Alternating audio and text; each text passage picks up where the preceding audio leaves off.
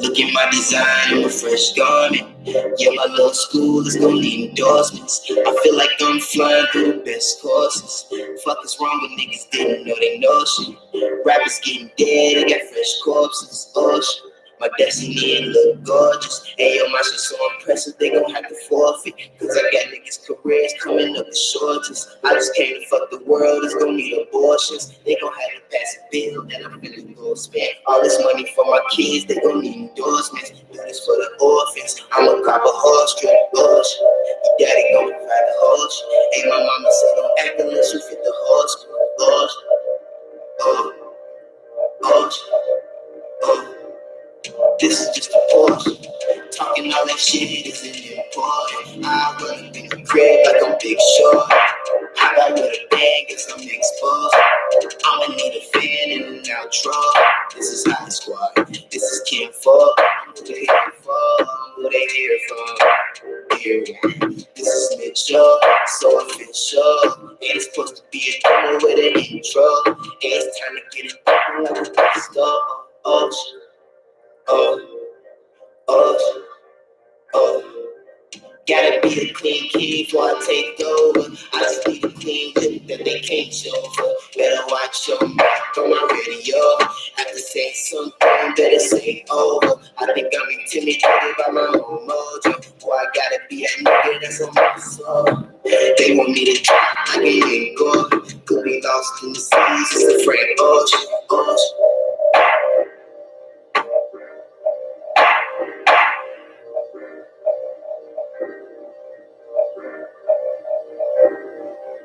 We was in the rockin' out, you was in the same boat. Kicked you out the same boat, it was been a baby. When I get away, better tell the fade.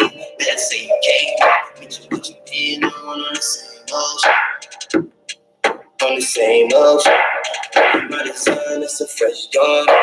Hey, my little school is gonna endorse me. I feel like I'm flying through the best course. Fuck this wrong, niggas didn't know they know shit. Niggas getting dead, they got fresh clothes. Ocean, ocean, ocean, ocean. My destiny look gorgeous. My destiny look gorgeous. This might be the best story. This might be the best story. Ocean, oh, ocean, oh, ocean, oh, ocean, oh, oh.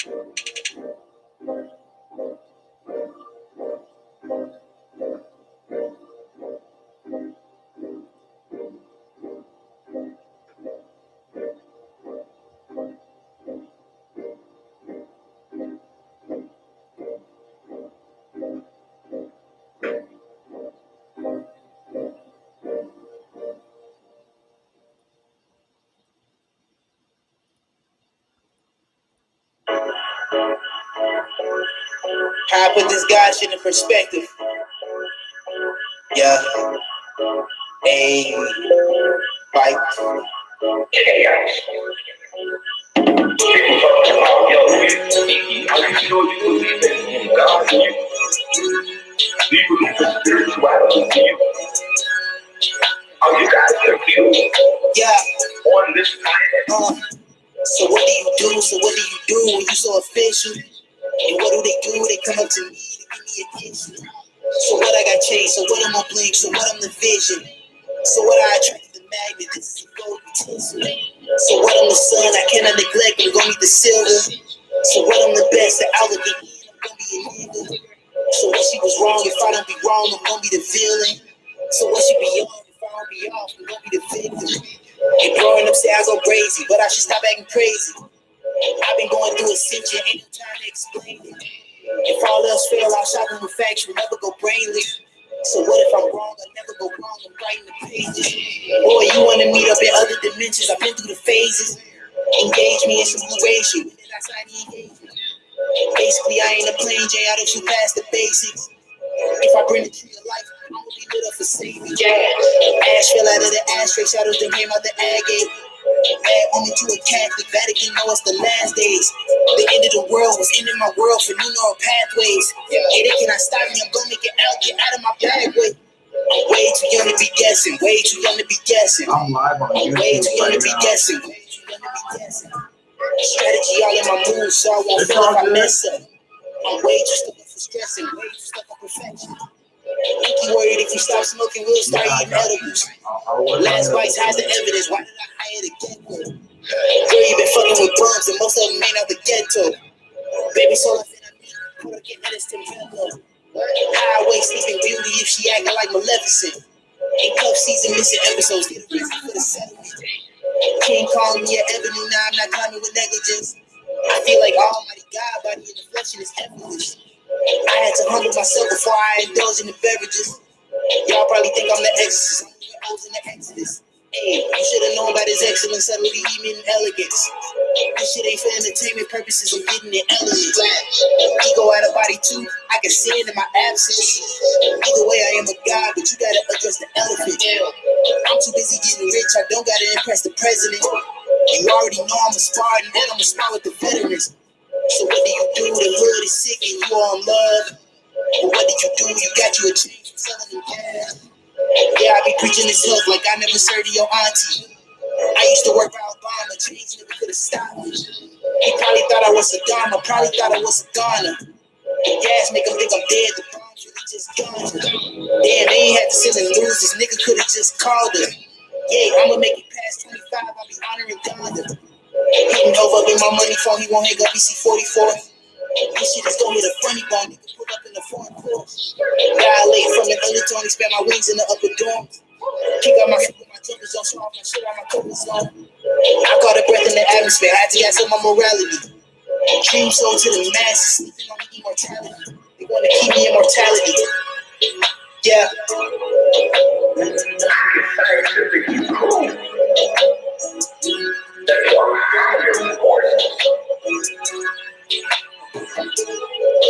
In order to have to inspire for life to grow more diverse and complex,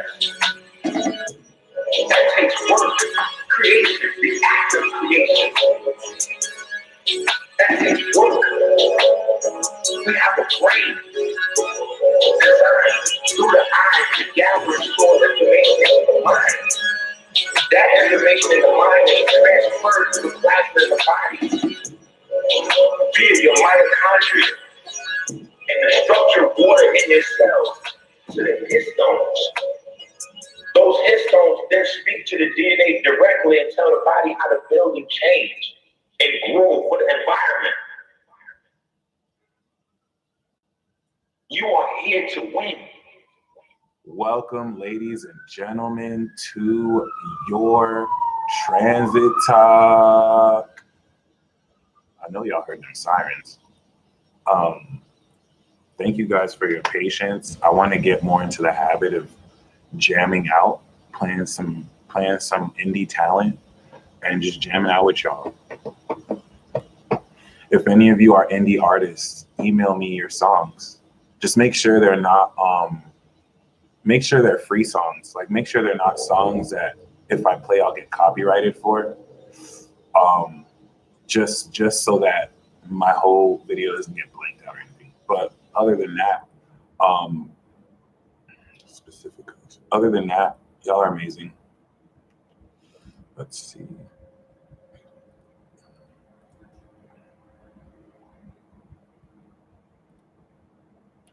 Gosh darn it.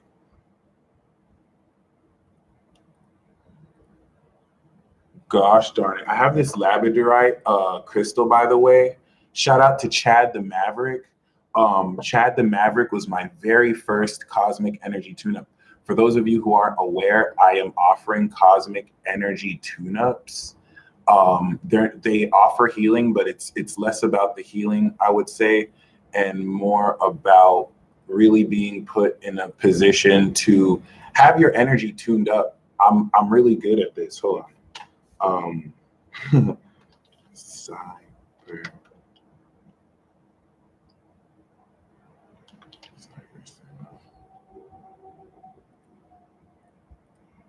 I would also like to extend a sale until the 8th of December.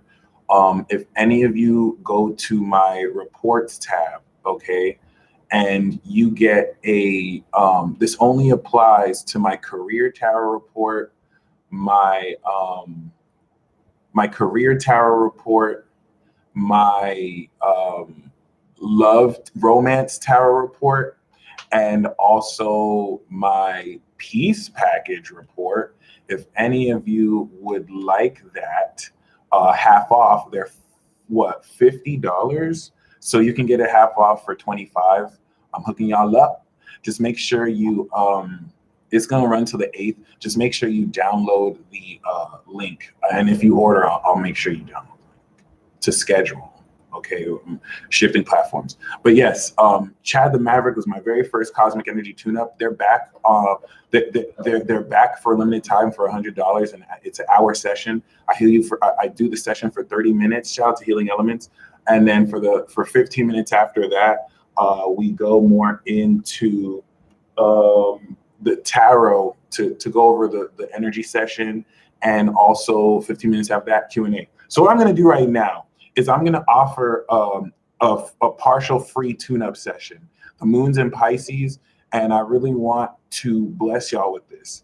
First of all, eternal optimist, come on now. First of all, the essence behind the cosmic energy tune-up, I'm just blowing air into your energy, okay? So I want you to think about how seemingly crazy that is, all right? I'm pretty much taking intent, and I'm not even in the same space as you. By the way, if you go to my website and look up the Cosmic Energy Tune-Up, there's an FAQ that fully details and explains what I do before you purchase it, so you know what you're getting into. And all I do is I literally just blow like that, and I'm using my intent to cross this dimensional space and hit you at your space and time.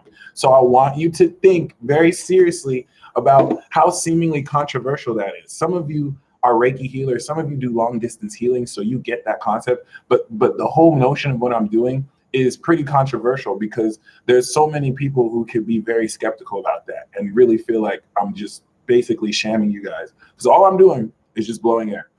I'm doing more than just blowing air, but I want to present this service as like super simple, almost like too easy to do, just so you can get in, just so I can more, so thank you, it's real though, just so I can more exemplify the magical properties. Jupiter's in Capricorn moving forward. I'm personally not ashamed of being a magician. Shout out to KJ in the building. Shout out to Tylita. I'm not afraid of being magic. I'm not afraid, at this point in 2019, moving to 2020, I'm not gonna explain what I do. If people think that what I do is weird, if people think that what I do is crazy, I'm wearing a fucking ninja headband and purple sunglasses. So I'm going out of my way to look crazy as fuck because I believe that much in what I do. All right, shout out to Chad. Chad was the very first one who, hooked it up and was an amazing session. Shout out to Monica, she came through. Okay, shout out to Desiree, also did that, and a couple others as well. I'll be right back because I want to pick my hair. But other than that, What I'm gonna do is I'm gonna do a mini tune-up session for y'all. Okay, shout out to Noe and shout out to Miss Kiki. And in the meantime, I'm gonna put this Gong music on. I want you all to just relax and with the moon in Pisces, keep your mind and imagination on what it is your fantasy is and what you desire. It's not even like it has to be a wish, but just really keep your mind and feel what it is you want to create in your life. And I'll be right back.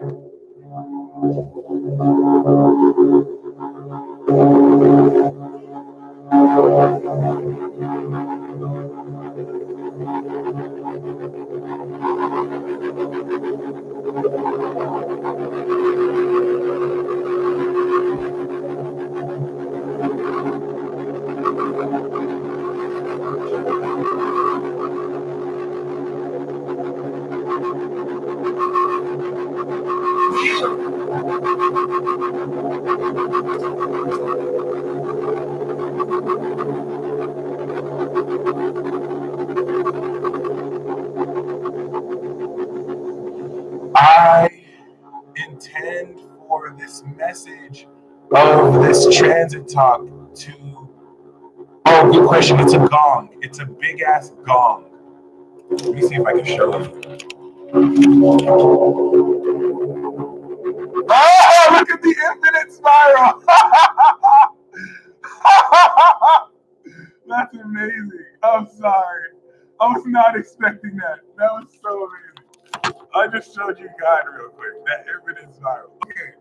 Anyway, shout out to Miss Kiki. Yeah, y'all.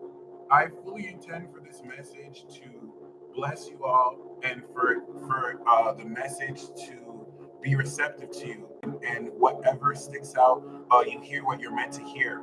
I banish and ban any dark forces or trolls from blocking the message, from distracting anybody, and prepare for a miracle because it's going down. It's going down.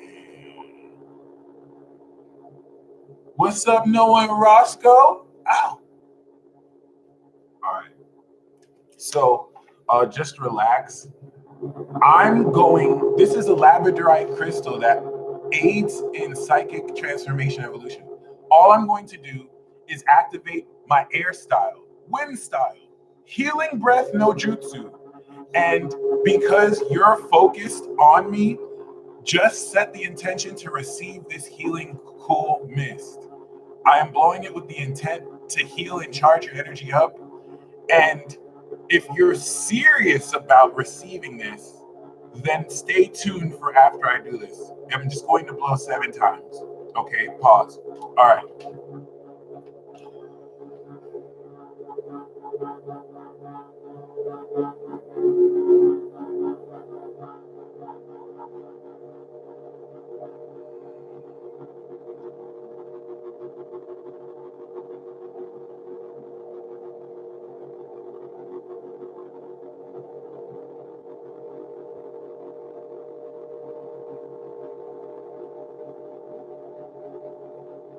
What up, Noah?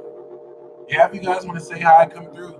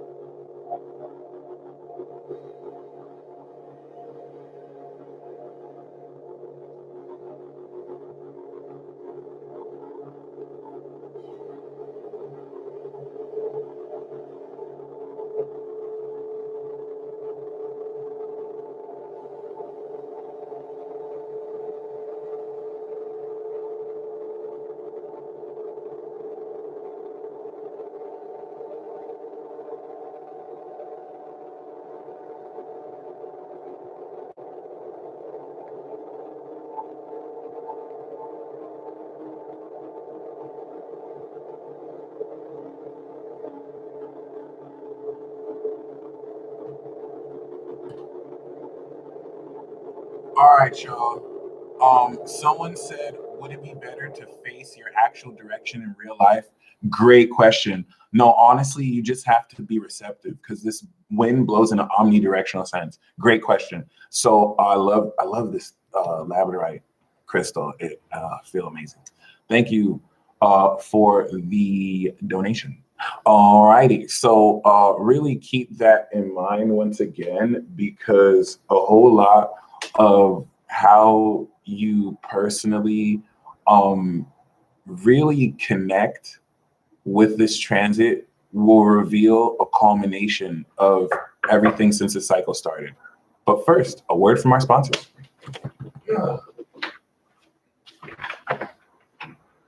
What up, though?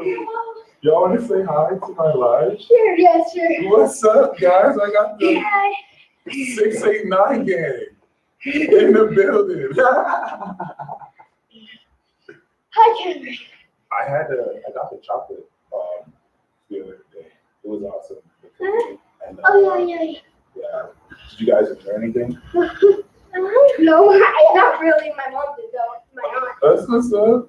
Well, we gotta hurry up and get back to the park. Thank you so much for stopping by. We seen you were live, so we said, why don't we go over there? That's what's up. All right, y'all have fun. You know, Cool. Yeah. I don't know if y'all know, I got some awesome ass neighbors all in this complex. Holla at your boy. Whoop, whoop. Yeah, y'all. I'm grateful. Other than that, you know what I'm saying? For those of you who took this quite seriously and took in this vibration, Pluto and Cap kids for sure. I definitely want to congrats, Empress. I want you to examine, okay. Alexis, thank you so much. I want you to really examine any effects. Okay, for those of you who took in and felt this, especially, that's a part of me that I gave to you. This now, okay, is a practical expression of magic. Magic in the sense where we are talking about making a change aligned with your will. Of course, a better definition of magic, because the definition I just gave you applies to literally anything. So magic could be seen as a change of an experience. Shout out to Callie, and also a huge shout out to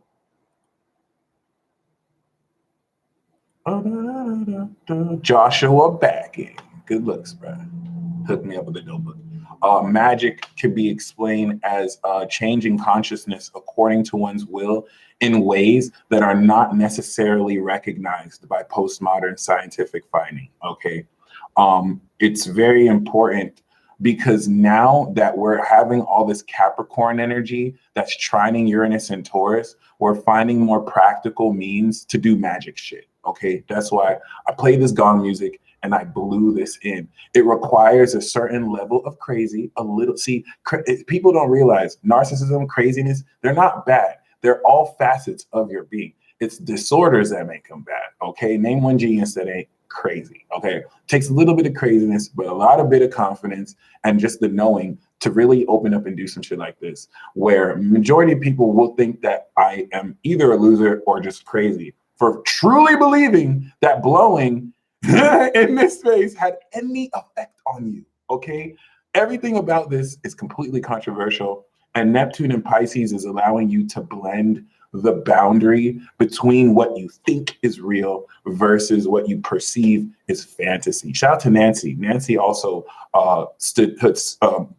held space for a cosmic energy tune-up. All right, so wait until science proves magic. The crazy thing is that science has already proved magic a long time ago. They just don't call it magic. Reasonably so too, because in this sense, magic applies to anything everything anyway. So, but yeah, science will not acknowledge this as magic, but they've long since proved magic exists. As soon as they started to break into the field of quantum mechanics, and also many worlds theories and string theories. And also, you know, basic biology proves magic as well. It's just pretty much semantics at this point. So welcome to Venus in Capricorn. Are you ready to get your heart broken? Are you ready to get your heart undeniably broken as swords just completely, just like the Thor movie, cut through your heart and leave scars that'll never be healed? This is going to be a great type of pain. So much so, you didn't even know you needed your heart broken. Because many of you who were born within the 60s and after the 60s, where Pluto in Virgo instituted different light codes, that now that it is ascending with the ninth house element of its transit completing in Taurus, has allowed each and every single one of you to subscribe to a version of love that doesn't even exist.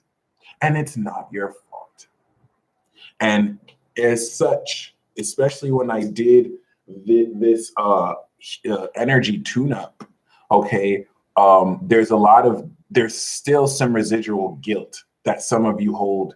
And the main message that I need to send most of you is take responsibility for your actions, but the guilt you feel is not your fault. It's not 100% your fault. Okay, anything that you have done to get to where you're at that you're not proud of, you need to take responsibility for those actions. But do not hold on to that guilt, because it is not 100% your fault. Everyone to a degree has been pre-programmed, preconditioned, brainwashed, influenced at some level to perceive concepts of love and admiration in ways that are just utter trash. Now, the thing is, this is no conspiracy. This is literally just a natural consequence of being in an age like this, where we're transitioning so much. We're getting ready for the new age of Aquarius, and we're already here. But the thing with this is you just need to be very, very, very mindful about how personally you're ready to transform every single element of what you thought love truly was. Because once again, think about the 60s, think about the 50s. You had a whole lot of rhetoric that seeks to borrow in the more purist approach to being holy and also being conventional. Gender roles were much more enforced, and this started to make taboo at an all-time high sexual expression. We see this now lead into the rebellious hippie and free love movement stepping into the 60s and 70s. And in between the 70s up until the late 90s, drug abuse pretty much just took over. And you have to understand that each and every single person in this world carries the enlightened spark of the creator and is in very much so a living representation of life and love. So why is it that people all over the world are succumbing to depression, drug addiction, and just overall addictions in general? Is this a weak state of mind of people? Are people all around the world just suck? Do people just have a lack of self-control? No, that's not true at all. In fact, we have evidence to suggest, despite how effed up the world may seem, every single human being in this world is beyond incredible, extraordinary, and legendary in and of themselves. So what is leading many people to just stray from this sense of rightness and to just fall for these dark shadow elements? And my friends, it is the absence of love. It is the illusion that has been literally instituted and invented over generations of people throughout several decades and centuries. For so long, humanity has been given food that's not real.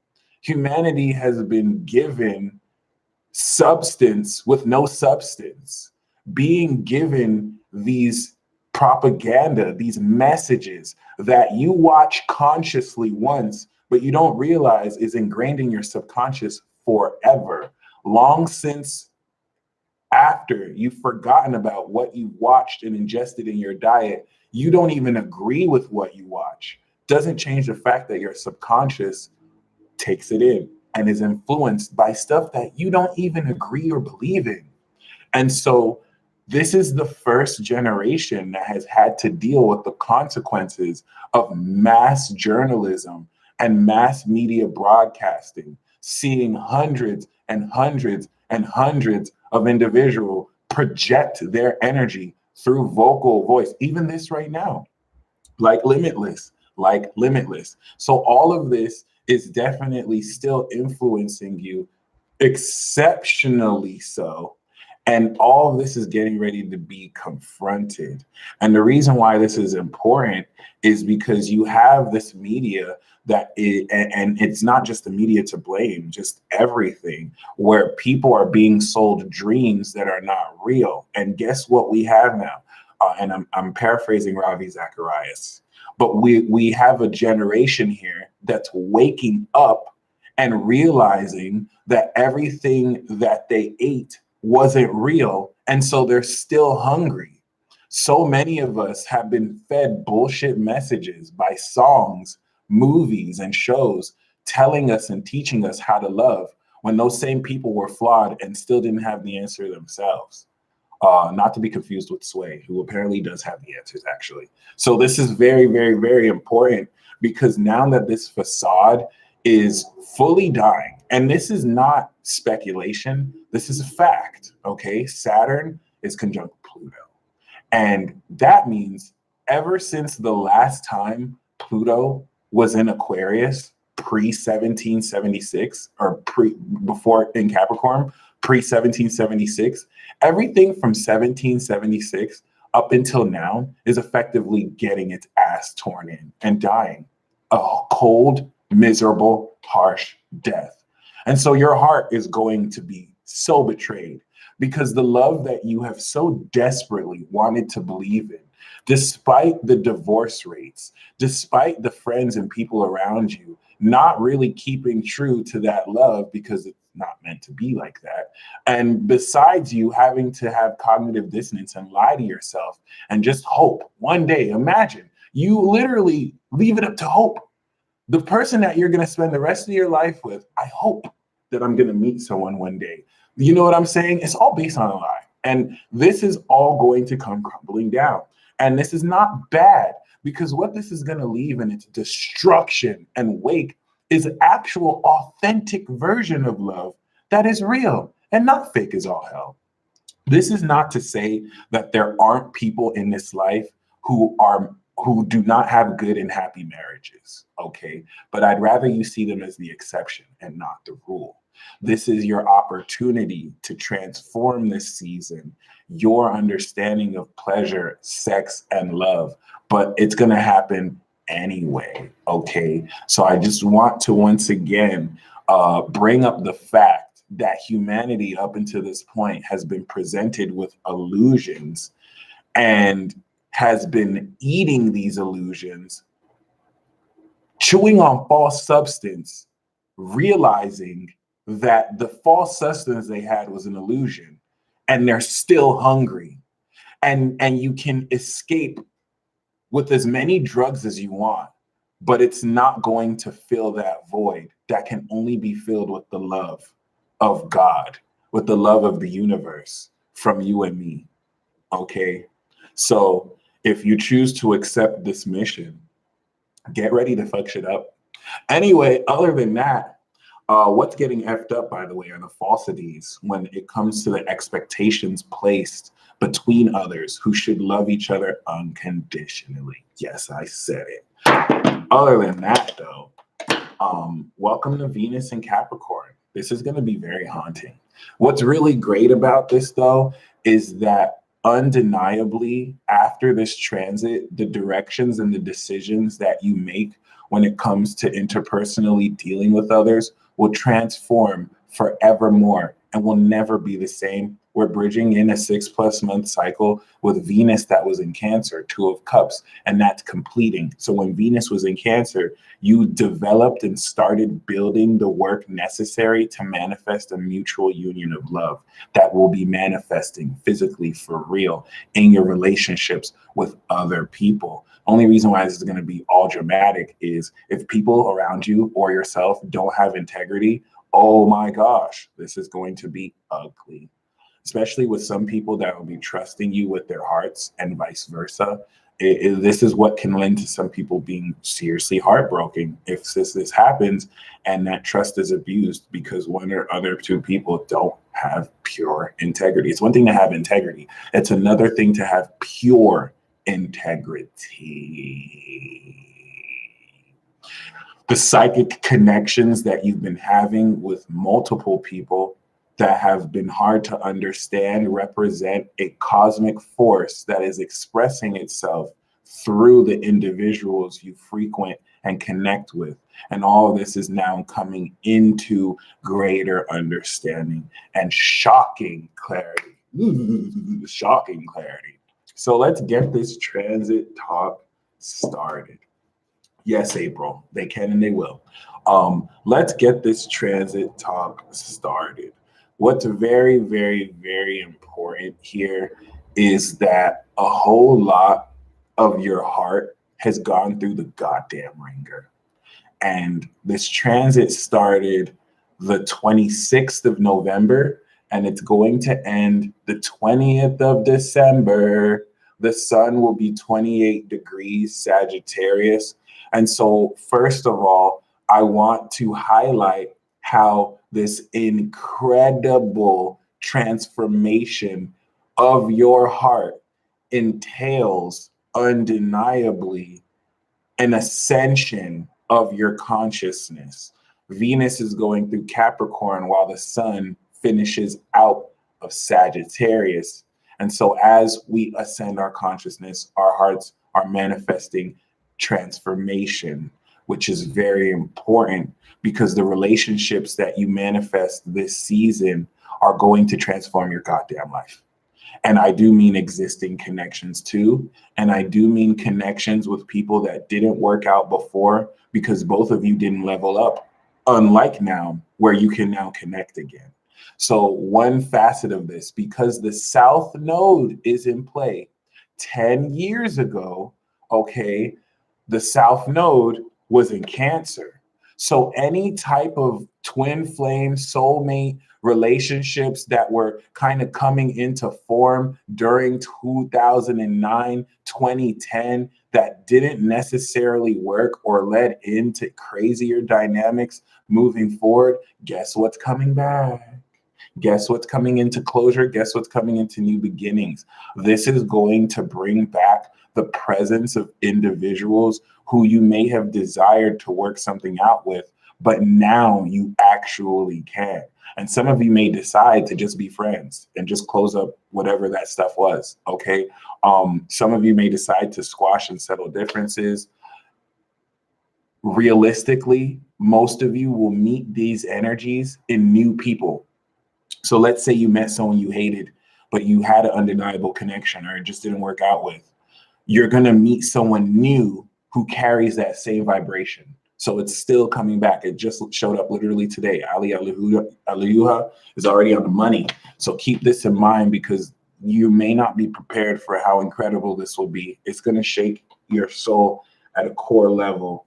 And once again, this is not about romance. This is not about love. This is not about who you're going to marry. This is not about living happily ever after. It's about your love for God. It's about your love for spirit. It's about your love for life. Because connecting with that ultra premium, ultra beam light source is what's going to be your connect to spread this love to everyone else, every single one of the reflections in this world that represent themselves as other individuals and humans in this life, or plants or animals. Okay, so this is lit, my friends. Wow. Because a whole lot of how you even express this will be faced towards some people who don't like you, will be faced towards some people who are terrified of opening their heart. And you're going to bring your incredible heart and you're going to transform other people's hearts because you're just that powerful. Not because you're forcing anything, not because you're trying to control it, because you're standing firm with the love in your heart and the hate will just not get to you. Bam. You know how some people just show hate because they've been hurt all their life or they've been hurt for a while. And just because it hurts more to let love in, they're just going to be a bitch or they're just going to be a dick. Yes. Don't be put off by that. Honor boundaries. But yeah. Okay. Oh, okay. I'll take the shades off. I'm putting them back on though. But yeah, this is very important because a whole lot of how this is going to really hit will reveal, and this is why this is going to hurt some of y'all. Some of y'all are going to realize that you weren't really loved. Some of y'all are going to realize that the love you received, even by people who meant well, wasn't really love. It was just purely conditional. And so now you're trying to figure out how to love yourself when you haven't received that yourself. It's an input-output thing. So keep that in mind because for so long, so many of you have been lied to. You felt that you have to be a certain level of cool. You felt that you have to look a certain way to receive love. You felt that you have to weigh a certain weight or be a certain height or have a certain social standing or come in a certain success. Okay? Like ask somebody for love advice if you want to get with someone. They're going to tell you, oh, do this, do that. Oh, make sure you do this. When true love is unconditional. The work that you put in is not for love. The work you put in is to maintain a relationship. You work for a relationship. You don't work for love. Love is the free currency between two people who trust each other. And so so this transit is going to harshly show you, I think you might have been doing too much just to receive love from people who should give it freely. Okay. Not that you are entitled from free love to other people. It's just that love should be given freely. So if you're working for it conditionally, that person does not love you. And you might be Stockholm syndroming yourself. Okay. This might be painful for some of you because one homework that I really want you to do right now, and let's do it together. Okay. I want you to just close your eyes and I want you to feel yourself receiving, okay, the love you deserve, receiving. And I don't mean reasonably.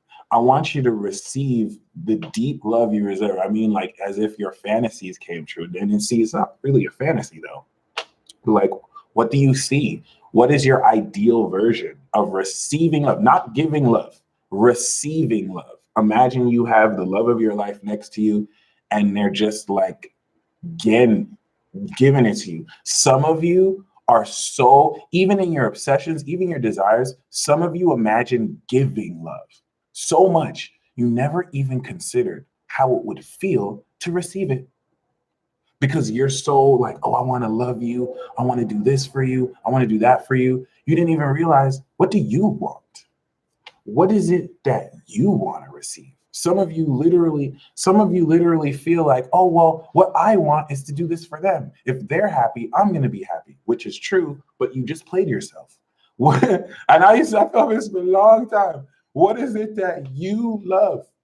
Because that's actually how you attract love, by the way. For those of you who want to attract love, you don't just, and you know this, by the way, I'm not telling you anything. I'm not telling you guys anything you don't already know, but it's like, you actually want to feel what you receive. That's what's going to attract the partner to give that to you. Instead of coming off as needy, like, oh, this is what, there's nothing wrong with wanting to give love too. There's nothing wrong with wanting to give love too. But now your homework is to really feel what it's like to receive love. What is that confidence you have? What is that sense of assurance where you know that the person who is loving you is loyal and they're not going to betray you and you can be comfortable sitting, relaxed? How does that feel, my friend? Okay. And I want you to sit at that feeling. That's your homework. Ask yourself, if you're not getting that feeling from someone you may be interested in, are you going to change yourself until you do. You want to stand firm. That's your entrance gate, okay? Because what's going to happen is that some of you are going to be put in a position to not only like feel this energy, but also very powerfully like be put, Trey, this started maybe like 40 minutes ago, also be put in a position to very, very, very, very, very, very, very, very much so put yourself in check. Because some of you may inadvertently be accepting attitudes from people that you shouldn't be. And this is what this transit's going to do so amazingly, transform and correct that. So once again, for this homework, I really want you to feel. Hold on. You know what's kind of hilarious? I don't want to like pay attention to trolls, but like someone took time out their day to create a page called that, you know what I'm talking about, and just spread hate. This is an example of demon possession. We need to be, hey, what's up, feels with me? We need to be very, very clear that nothing about that is normal. There's nothing normal about trolling like that. To be an agent to spread hate, that's not a decision that was made in that person's head.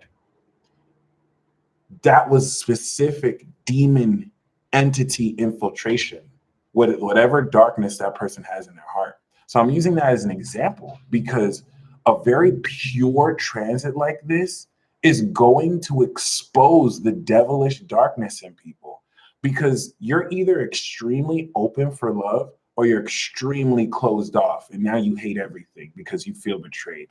So keep that in mind. Don't respond too negatively to people who trigger you, because what's that going to do? That's going to respond negativity, and now you're going to be angry. You're going to be feeling dark feelings, and the dark forces got you where you wanted. By the time you're fighting another human being who's just a pawn, that human being showing you hate, in their ego, they think they're just a pawn for darkness. They're useless. Until that person remembers who they are, they will ascend back to their greatness. Now that they've lowered themselves, they're just a pawn. So like you showing hate to them, you're not doing anything. You're literally proliferating the dark side. There's super chat, Ralph, $10 minimum, by the way. Okay, so keep that in mind. Do not give in to hate, please. That's not a homework. That is just my honest begging of you. Do not give in to hate. There is no transit other than now. Love you, Callie Ray. Thank you for joining. There's no transit other than now where nasty parts of people will come out more, because whereas you put in that work to work on your heart since last year to really put yourself in check, they didn't put in that work. They spent it hating on others, being bitter, hating themselves. And guess what? Just like your fruit's going to bear, their fruit's going to bear. And let me tell you something. Many of you have been intuitively receptive to hatred and negativity people are holding in for you. Well, that has bottled up and it's going to express, okay? And please, this is going to come in telepathically. This is going to come in psychically. This is going to be in your face physically. This is going to happen indirectly with people who think that they're slick. You know what I'm saying? When they're not. Oh, okay, maybe a little bit. But really, really, really keep this in mind, because there is like this transit right here is a before after. Okay, you're going to see a lot of people being more nasty. On the flip side, you're going to see a lot of people, or some people, expressing more love, expressing more generosity because it's manifested. We went from Jupiter conjunct Sagittarius, Jupiter conjunct Venus in Sagittarius at the end, to now Jupiter conjuncting Venus in Capricorn. They're not going to meet, but they're in the same sign, so the cycle has officially started as well. And this expansion of sexual energy, because remember, Jupiter is sexual, but Venus is not love. Venus is sexual. Feminine sexuality, when you're taking in that good deed, or you're getting that warm feminine love all over you, that's going to lead to love. But they are not the same. They are mutually exclusive. Mars is masculine sexuality. I'm gonna do you. Venus is feminine sexuality. Do me like that, baby. That's it. If you were confused, let me explain this one more time. Because Venus being syncretized as a goddess of love was more so the Roman Greco syncretization of Aphrodite with Venus. Okay. And study Aphrodite. She was really more a sexual goddess than a goddess all about love. All right. Personally. Okay. So like Venus being seen as love is not far off from the truth, but it is entirely misleading. Thank you, Rana. Really, really, really, really keep that in mind, because for those of you who see Venus as love, that's why you're going to get your heart broken.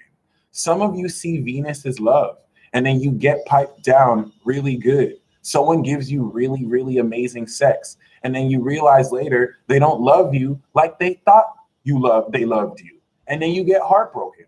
But that's not their fault.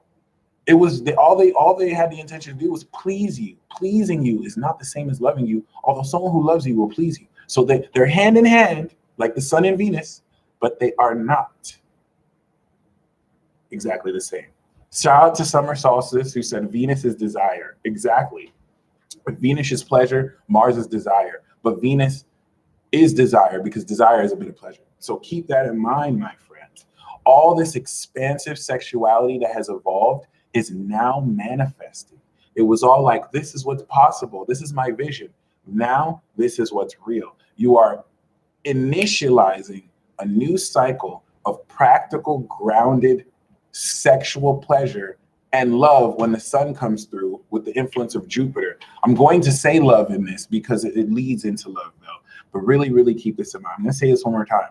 The difference between Venus and Mars is that both of these are sex. Mars is, I'm going to do you, baby. Venus is, do me like that, baby. Mars lets you know how you like to do someone. Venus lets you know how you like to be done. That simple. That simple. I have Mars and Aries. I can do you in a cheap hotel. You can be looking straight like you just woke up, trash. You don't have any makeup on. Mars and Aries is like, I don't care how you look. Let's do it right now. We savage like that. We lit. Shout out to the Mars and Aries. We're the best. And then Venus and Taurus is like, okay, yeah, I'll do it like that, but I want to be fed grapes while I'm just doing that nasty sex. Okay, so maybe you might have Mars and Libra and Mars and Capricorn. You're more sophisticated with it. You're not just gonna do it in a nasty hotel. You want the environment to actually be good and whatnot. But if you like that nasty-ish, shout out to Mars and Aries. It is what it is. I don't think I'm nasty, but other than that, oh God, other Mars positions to Mars and Aries is just like, oh my God. You like it though, and then don't deny it. It is what it is. Shout out to my Mars and Sag, Mars and Leo. Y'all know it. Other than that though, this is very, very important once again, because a whole lot of Bushman style Aries and Mars, amen. A whole lot of how you're going to deal with this transformation has a lot to do with Venus that's going to go over, okay, Saturn or Pluto. Venus right now is on the south node. It just left the south node, okay? Mars and Gemini, I love my Mars and Gemini. Mars and Gemini is like Mars and Aries, but Mars and Gemini will also talk shit while they're doing it too. They're definitely a bit more classy than Mars and Aries, but Mars and Gemini will have sex with the conversation, just talk dirty to you. A certain Mars and Gemini did that with me, and I didn't even know I needed it. She knows who she is. She lit. Other than that, and this is just like talking shit. But other than that, this is very important because a whole lot of how you personally cope with this intensity will have a lot to deal with energy. Oh, my bad. But please, before I go into this transit talk for real, please, shout out to Lady N. Please, do not fight back hate with hate, okay? Do not fight back hate with hate.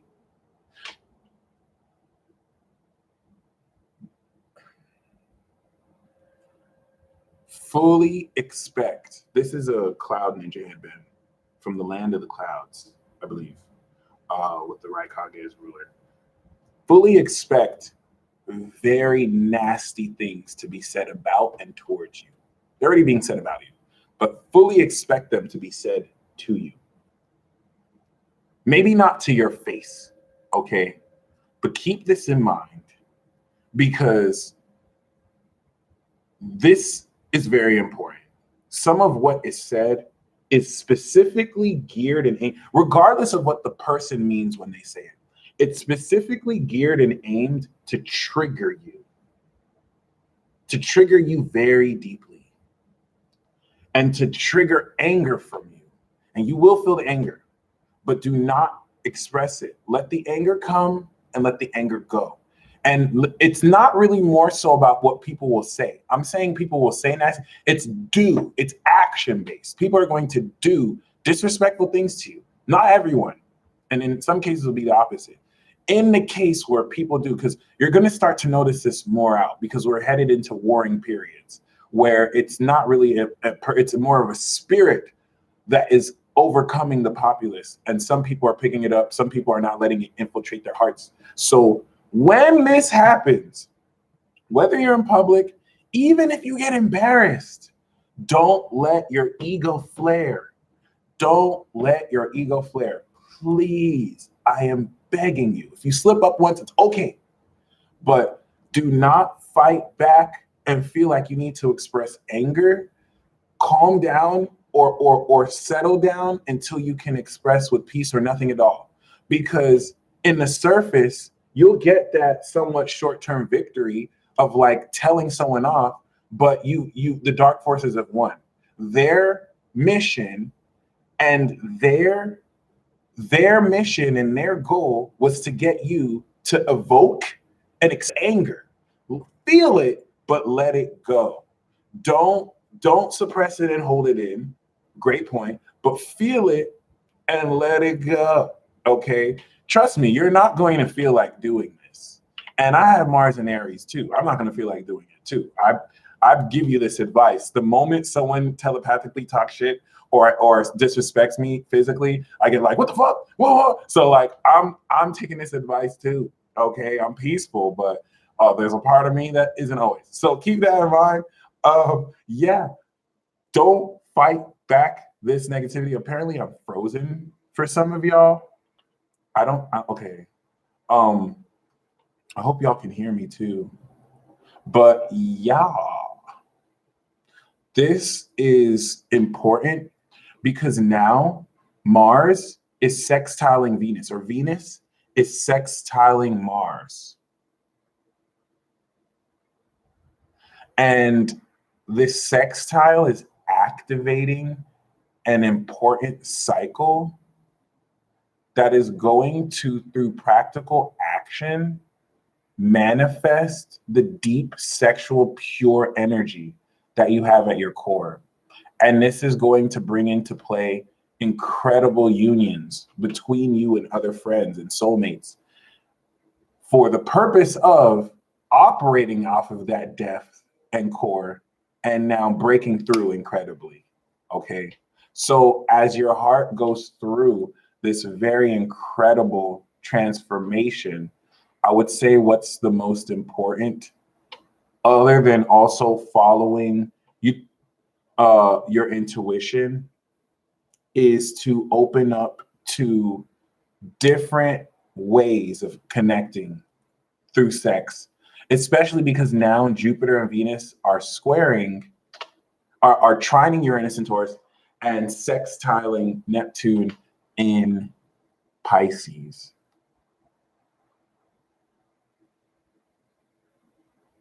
For those of you with an intuitive connection with a certain individual who you may think or feel is your soulmate, and you see signs every day,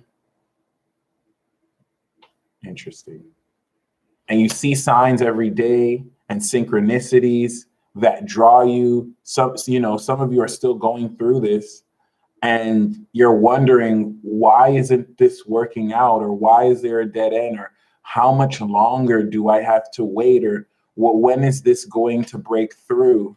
If you're still at that stage, you may not have gotten the whole point of this. Remember, whatever human being you're connecting with in that fashion is not a human being. They are a spiritual being having a human experience.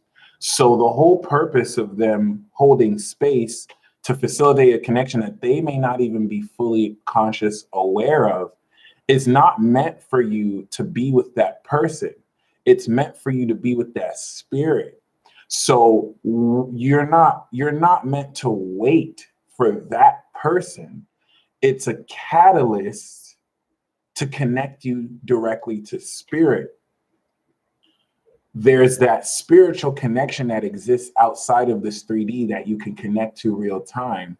It's just your ego and desire that wants to manifest it physically. And so you attach and seek to control a situation that you can't control. I impel you, now that the moon is in Pisces, you let that go. Some of you were set people who trigger you at a deep level, and you manifest obsessive, addictive, or deep love feelings for. And in that state, you made yourself believe, oh, that's who I'm supposed to be with. No, it's the vibration that was seeking you out and used that person as a medium. We know this is true. Why? You've tried talking to that person.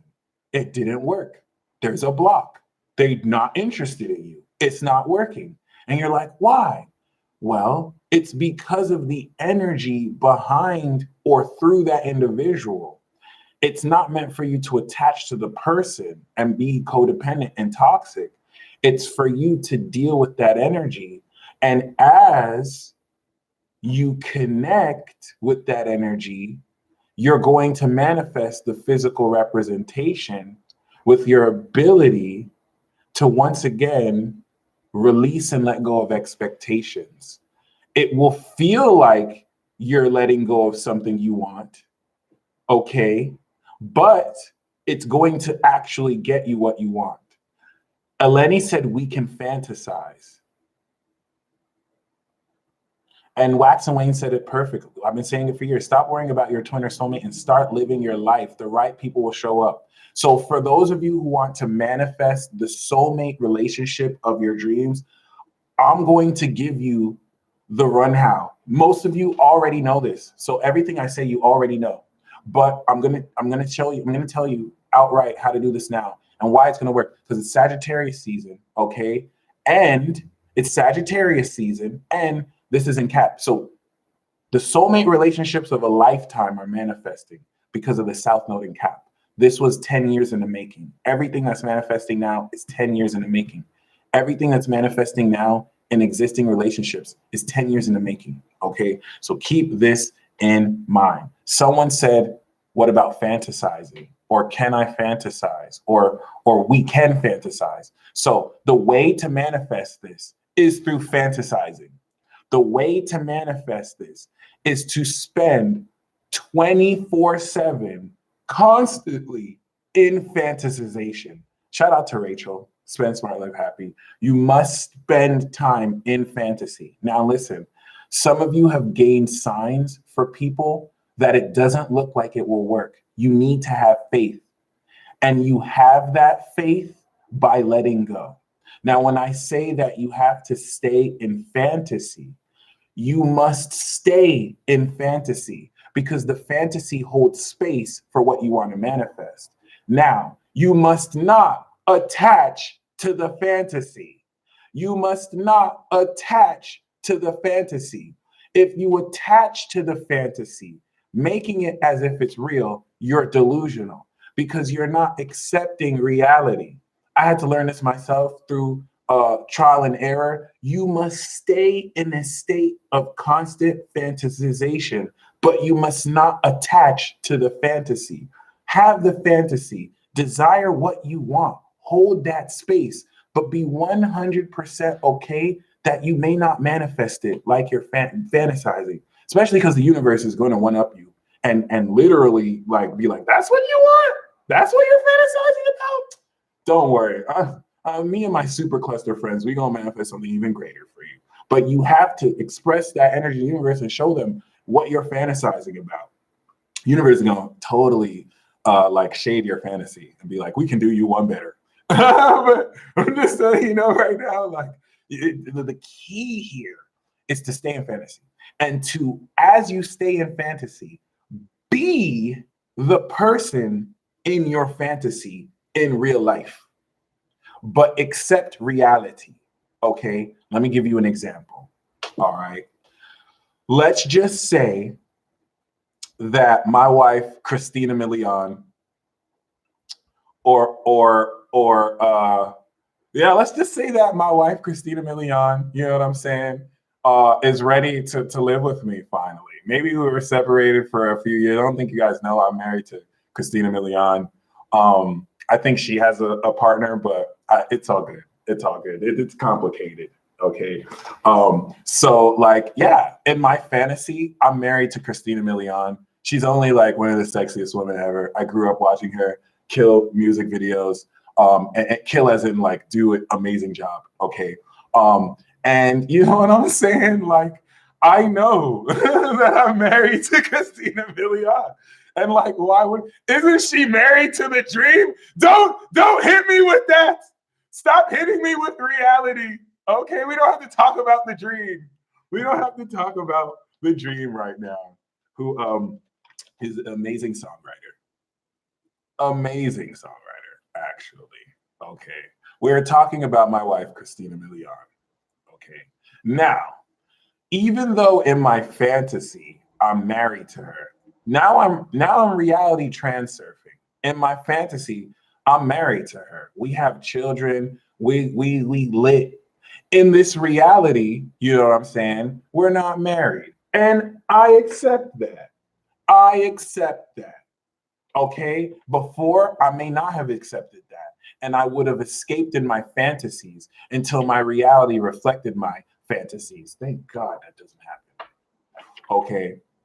But in my fantasy, I'm free to be married to Christina Milian and Rihanna and Beyonce and Adele and just basically every woman if I wanted to. I could do anything in my fantasy. I'm a goddamn Superman there. Okay.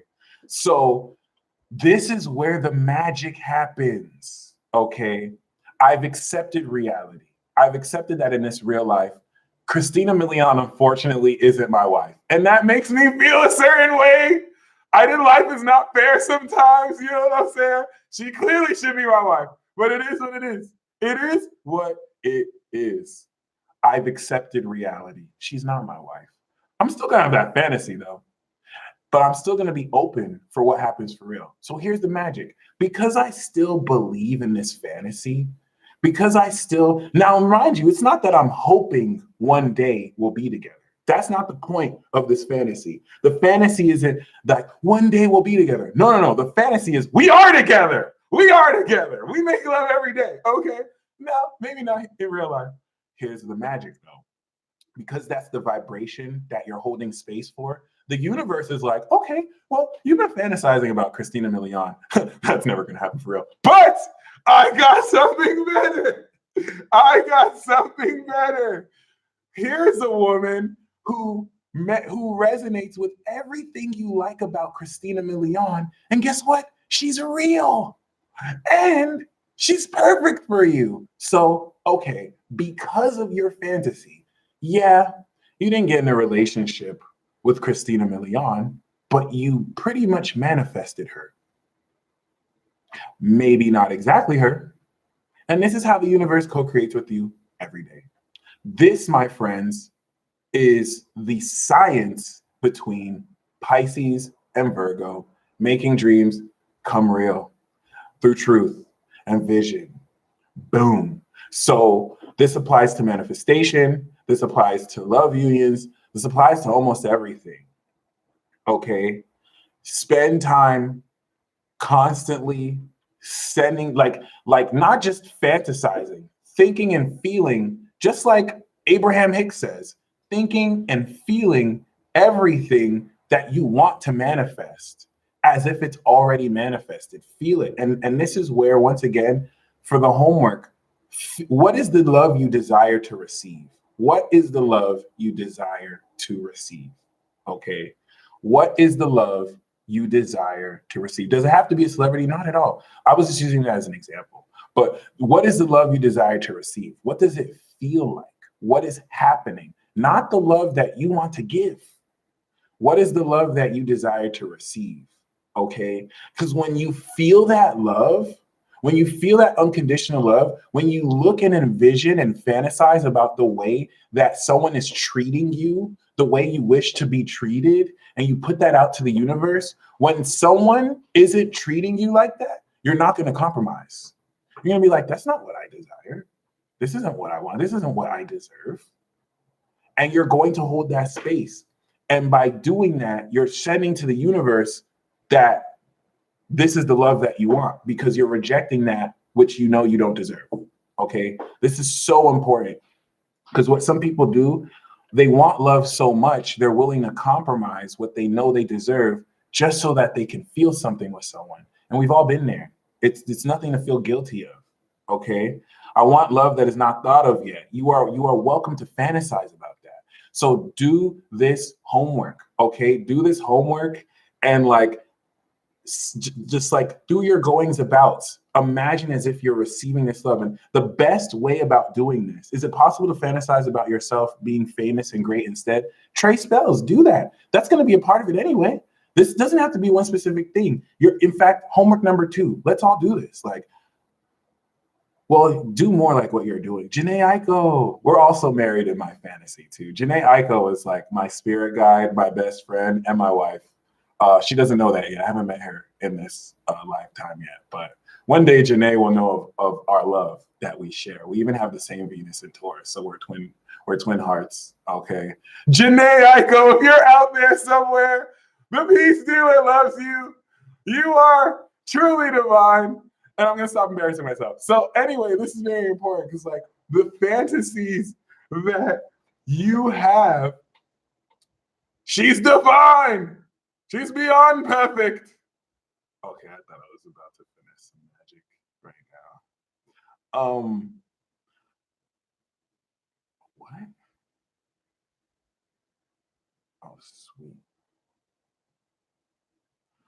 This is very, very important, because a whole lot of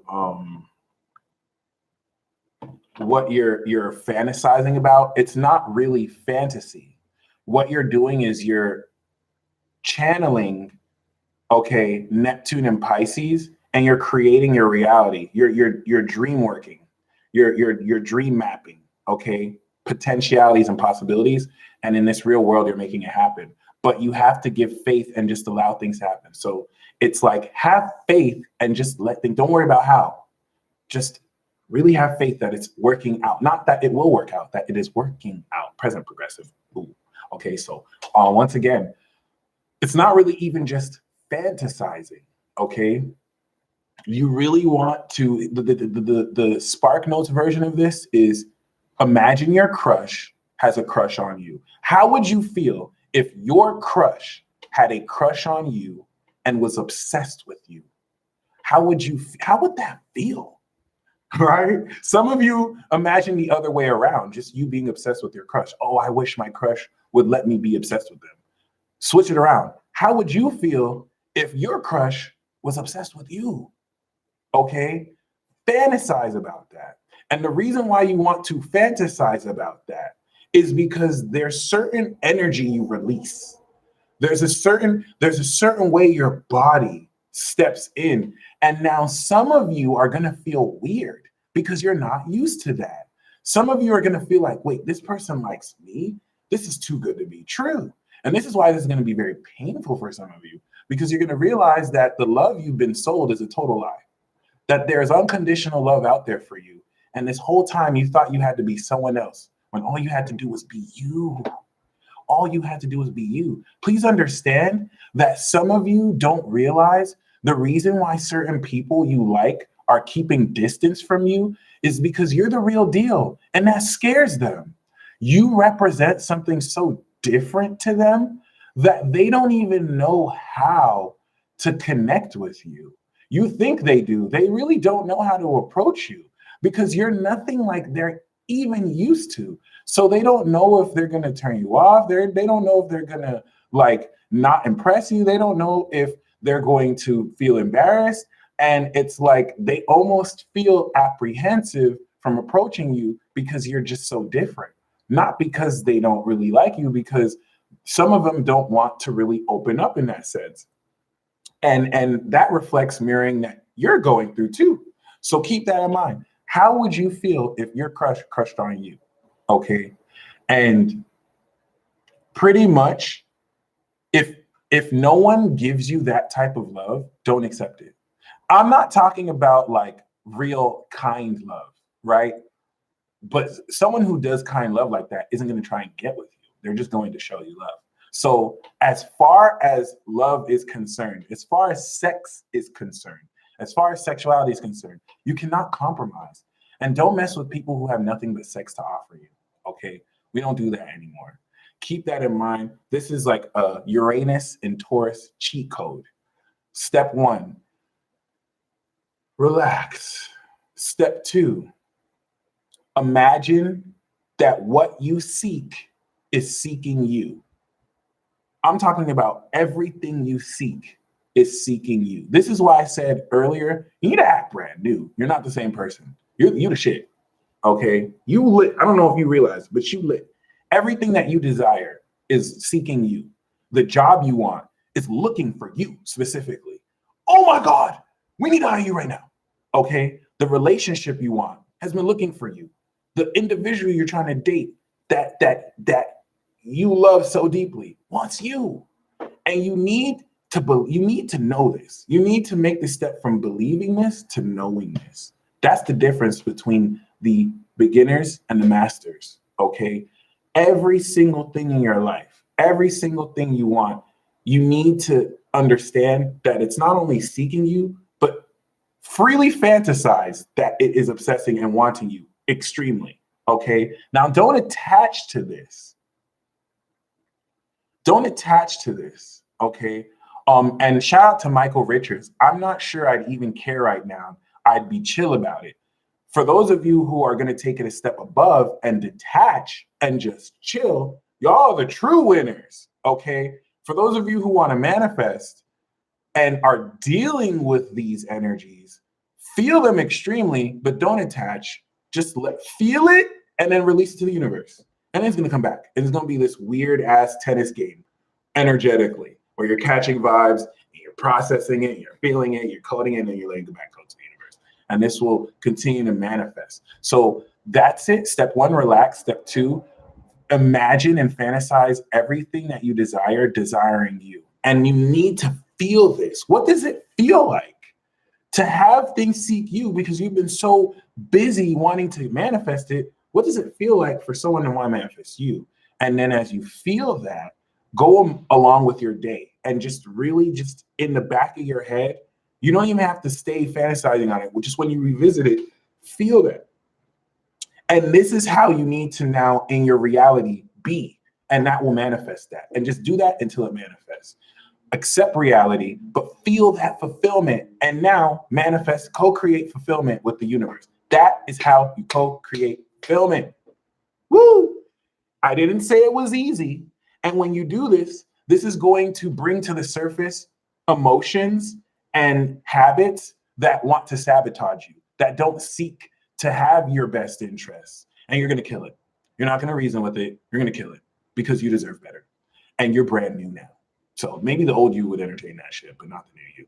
Okay. Shout out once again to Rachel Stewart and her newborn baby. Very, very beautiful. I totally have to visit y'all sooner than later. And other than that, you guys owe it to yourself because so many of you have gone through such intense pain that a transit like this is going to bless you beyond belief. That sextile of Neptune in Pisces to all this Capricorn energy is going to put you in situations that you believe are too good to be true. You're gonna think they're so good to be true, It's going to be like, do I deserve this? And that's why you need to do that exercise and be brand new and be like, fuck yeah, I deserve this. It's about time. Yeah. You really need to feel that, because some of you might even feel like you're being too arrogant. That's what's blocking you. Kill that. Feel that. Feel that. Because you deserve it. It's not like you don't deserve it. You deserve it. Feel it. You need to feel it. You need to know it. You need to walk around. You need to go in situations and bring that person. And then you're gonna see people like, oh, this person's kind of attractive now. I'm gonna have to talk to this person. Whoa, okay. Yes, that's going to require some networking and for my introverts actually going out. I know. Even though shout out to Blue Flame Integration. Blue Flame Integration and I proved that love will come to your front door. You don't have to go out. But that doesn't mean you still see him go out, okay? Really cute, right? Yeah. I literally do this homework every day, so this is easy peasy. Thank God. Remember, I'm not telling you anything you don't know. This is just a reminder, and to know that doing it now, woo, okay, thank you, Lady N. Yes, my soul has been dying for the past year. So now I think you're sensing the Jupiter and Capricorn that is resurrecting my very core. Shout out to the Cat Moons. We in this. We in this. I saw this meme earlier that was so amazing. It said, we can end global warming if we just channel the Capricorn moons of everybody. Let me just show you. It's better if you see it.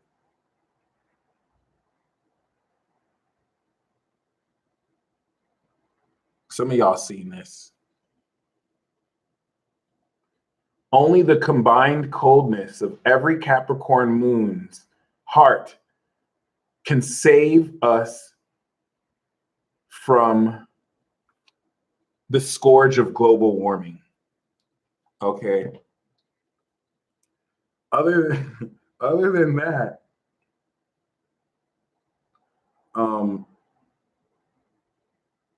I wanted to get through more so the love portion of this, because when we now examine more realistically the actual transit, what you actually realize, yes, I am in Vegas. What you actually realize is that this Venus transit is activating our hearts so that we can manifest now the upper limits of our superpowers. Everything up until now was just you manifesting like your supernatural abilities, but your supernatural abilities have upper limits. Like there's more you can do. And anything that includes the upper limits of your superpowers is tapping into the collective. Anytime you tap into the collective at once, you're supernatural. This is now the upper limits of this energy. Okay. Oh, I see you, Dark Angel. So keep this in mind once again, because this is going to now bridge in themes that you may not necessarily be used to. For example, being so heavily desired and valued that it feels weird to you. If it feels weird to you, it's because you weren't valued enough. You were valued by people who love so-so. You were valued by people who were hurt in love, but they put on a good mask. They don't even show you that they're hurting inside because they want to put a tough front. So many of you have had, individuals that have not really shown you how to value you. And this is what's going to happen. And some of you are going to feel so weird because it's like, I've never been this valued before. I'm not used to this. I'm not used to receiving. And this is another reason why I feel like some of you are going to it's going to hurt, but it's going to be a good type of hurt. Okay. It's going to hurt good. But enough about love, y'all. Let's talk about what y'all really want to know. Sex. Okay. The reception of sex. The reason why this is very important is when we talk about sex, we talk about trust. And when we talk about a lack of trust, we talk about abuse. And when we talk about abuse, when it comes to sex, we talk about rape. Okay? It is very common and known that Pluto aspects in the chart have a lot to do with rape, because we're dealing with an extreme abuse of power and power dynamics that are being revisited. And rape doesn't always have to happen physically in intercourse. So the reason why I have to say this now, any of you who have been sexually harassed, any of you who have had your innocence taken, Any of you who have had this, you have to confront it. And I said this before. And ever since I said it, I've seen some people step up, not because I've said it. I mean, people unrelated who haven't even seen this. I personally know a friend who, ever since I mentioned the need to like speak out against abuse, she has made a video. Okay. I'm going to link it here too. She made a video about basically the custody battle she's going through and how her ex-husband is pretty much trying to abuse his power, and the powers that be are believing him over her. And to come out publicly to like express that is not easy. It takes a lot of balls, and you need to be honored for that, first of all, because you're providing the opportunity for other people to speak their truth as well. And any of you who have been raped, any of you who have been taken advantage of in any way, and the person who has done that has not been received justice or apologized, it's time to put their bitch ass on blast. It's time for you to put their ass on blast. Okay? It's time for you to put their ass on blast. Any of you who have been taken advantage of, it is important. This is bringing in the South Node like it's not specifically 10 years ago. Anyone you've met, anyone you've dealt with from 2009 up until now, okay? If it's not been resolved, you need to directly resolve it, okay? If you already put their ass on blast, all power to you. Amen. All power to you. You might think it's not that big a deal, but it's a huge deal, okay? Trust me. Doesn't matter who it is. Doesn't matter who it is. If you're not even sure, first do it to the universe. It's so important because you're stepping into a much deeper sense of your power and core that's going to require the fullness of your being. And if certain parts of your being are trapped or blocked because they still need deep healing, which you need to take your time with, don't rush, this is only going to make the process worse. And I'm saying this because some of you watching this know damn well that you're in a position where the person you're putting on blast or confronting may have more influence than you, may have more followers than you, may have more power than you. But it doesn't matter what they have, you have the truth. And in the face of the truth, the most that they can do is twist and manipulate it. You expressing the truth is a vibration, activating your third chakra. And the knowing that the universe has your back is all you need, okay? It didn't say that it's not going to be not as scary or hard to deal with, the emotions that arise, but you owe it to yourself. There's a community here. If there's anyone you need to reach out to here where you feel like you want some support, we got you. $1 Billion Vibe Tribe. Don't even trip. I need to get this out the way now, because now that I'm talking about sex, there is an incredible transformation of sexual dynamics based on the ascension of our spirit that is occurring now. It's been subtle, but the subtle accumulation is now reaching a climax point now. When Mars goes through here, this is where you'll now really feel it when doing it, and that'll be like closer to next year. But now the sex that you have is supernatural. You're feeling the light codes involved. You're sensing the pressure. The sexual energy you evoke is so much more potent, okay? And the whole nature of sexual intercourse, for those of you who are tapping in and evolving spiritually, is changing forever. And as such, the purity that comes as a result is changing forever too. Knowing that the people who you have sex with, you exchange their energy, you bond and connect their energy. What Venus and Scorpio wanted to remind you is for your love to be pure so that your sex is pure. Okay. So other than that, your heart, as it goes through this incredible transformation, damn, Brooklyn culture. Sure, I ain't gonna deny that. I'm not gonna deny that one bit. Okay. But yeah, this transformation in your heart is facilitating the light codes that downloaded into your consciousness. Thank God for Aquariuses who were part of that. When the South Node was in Aqua, and now that Venus is on the South Node, all that supernatural ability and power is uploading to your heart. Mind you, Venus is the first personal planet. This is the best part. Venus is the very first personal planet to go over the South Node ever since the South Node passed Saturn and Pluto. So there is incredible power uploading to your heart right now that will allow you the confidence and power and strength to deal with stuff that used to make you shake. Now you're going to be shaking with excitement rather than just nervousness, because it's like, finally, I'm ready to deal with this. Okay. So for many of you, before you can step into this love and this success that you have been working so hard for, what's going to rise up are your deepest fears. That's Pluto and that's Saturn. And you're going to kick its ass. It's been kicking your ass. You're going to kick its ass. The only reason why it's been kicking your ass is because you decided not to kick its ass until now. Because we're headed back into the boss battle phase. And we're at the final stage of the breakthrough saga.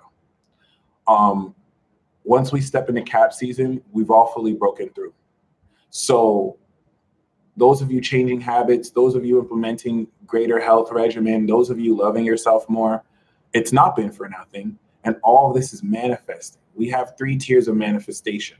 The first tier at Taurus, Uranus is now manifesting our supernatural abilities and our quantum consciousness. Second level of manifestation is Virgo, actually making this real in reality.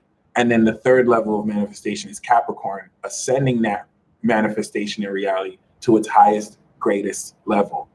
And everything that you've been working on is coming through. But this also has to come with the embracing of the parts of you you're not proud of. Not because other people have shamed it, but because this is a facet of you that you must accept and integrate properly.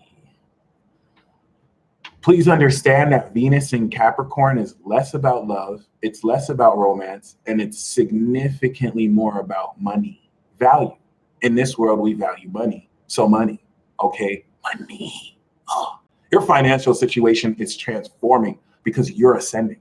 You value yourself more. You walk in situations knowing that you deserve more than you gave yourself credit for. And that alone is going to bring you so much more money, so much more abundance. By the time Venus is in Pisces, this is coming in like fluidly. It's in a water sign, so your money will be liquid, okay? Boom, baby. And because Venus and Jupiter are squaring Chiron in Aries, this is where insecurities arise. But for you to be in a position to deal with them accordingly and properly. Dollar, dollar bill, y'all. But most importantly, as the first facet of this activates and the energy of the South Nodal power uploads what was downloaded into your heart, okay? I stay thirsty. Into your heart, this is what, I don't say that, be careful what I say. See, it's not easy to be a Gemini now because we just like to say shit, but what we say is manifesting. So I can't even joke and say certain things now because it's like, oh, damn, that happened, right? Even though if you say it with intent, that's something excitement, but I'm not even taking any like chances. But all the energy that's uploading into your heart right now is taking the core element of your greatest powers from your DNA, and at a heart level, it's expressing. What's going to happen next is Mercury will go over here. So we'll go from your heart to your mind. And then the sun is going to go over there. And so everything that uploaded from your heart, Venus to your mind, Mercury, you're going to be conscious of and be like, oh my gosh, this is what actually uploaded. Because before then, you're not going to be as conscious because you're ascending. So in order to even get there, you just have to upload it first, and then the sun's going to go there. And then Mars is going to go there. And it's like, okay, this is what I'm going to do with this awareness and everything that was uploaded. Boom. Bam, baby.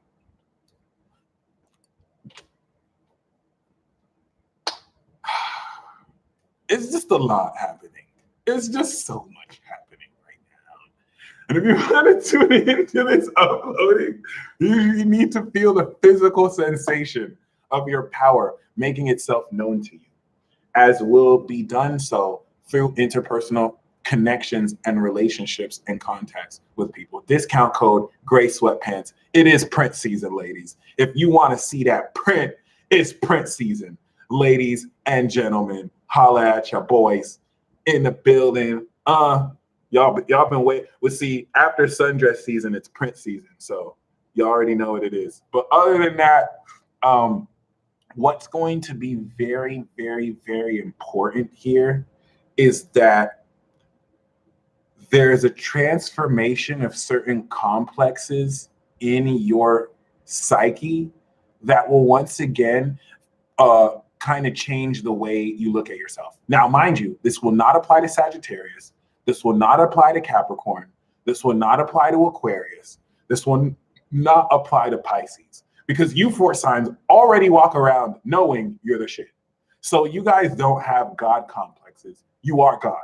Okay? So like, this isn't going to affect you. You already know you're the shit. You already know you deserve all this. So it's going to be like, nah, been there, done that. Everyone else, you might deal with a certain God complex, because the God complex is revealing to your psyche that you do not see yourself as highly as you are. Thank you, Master Nuda. Okay?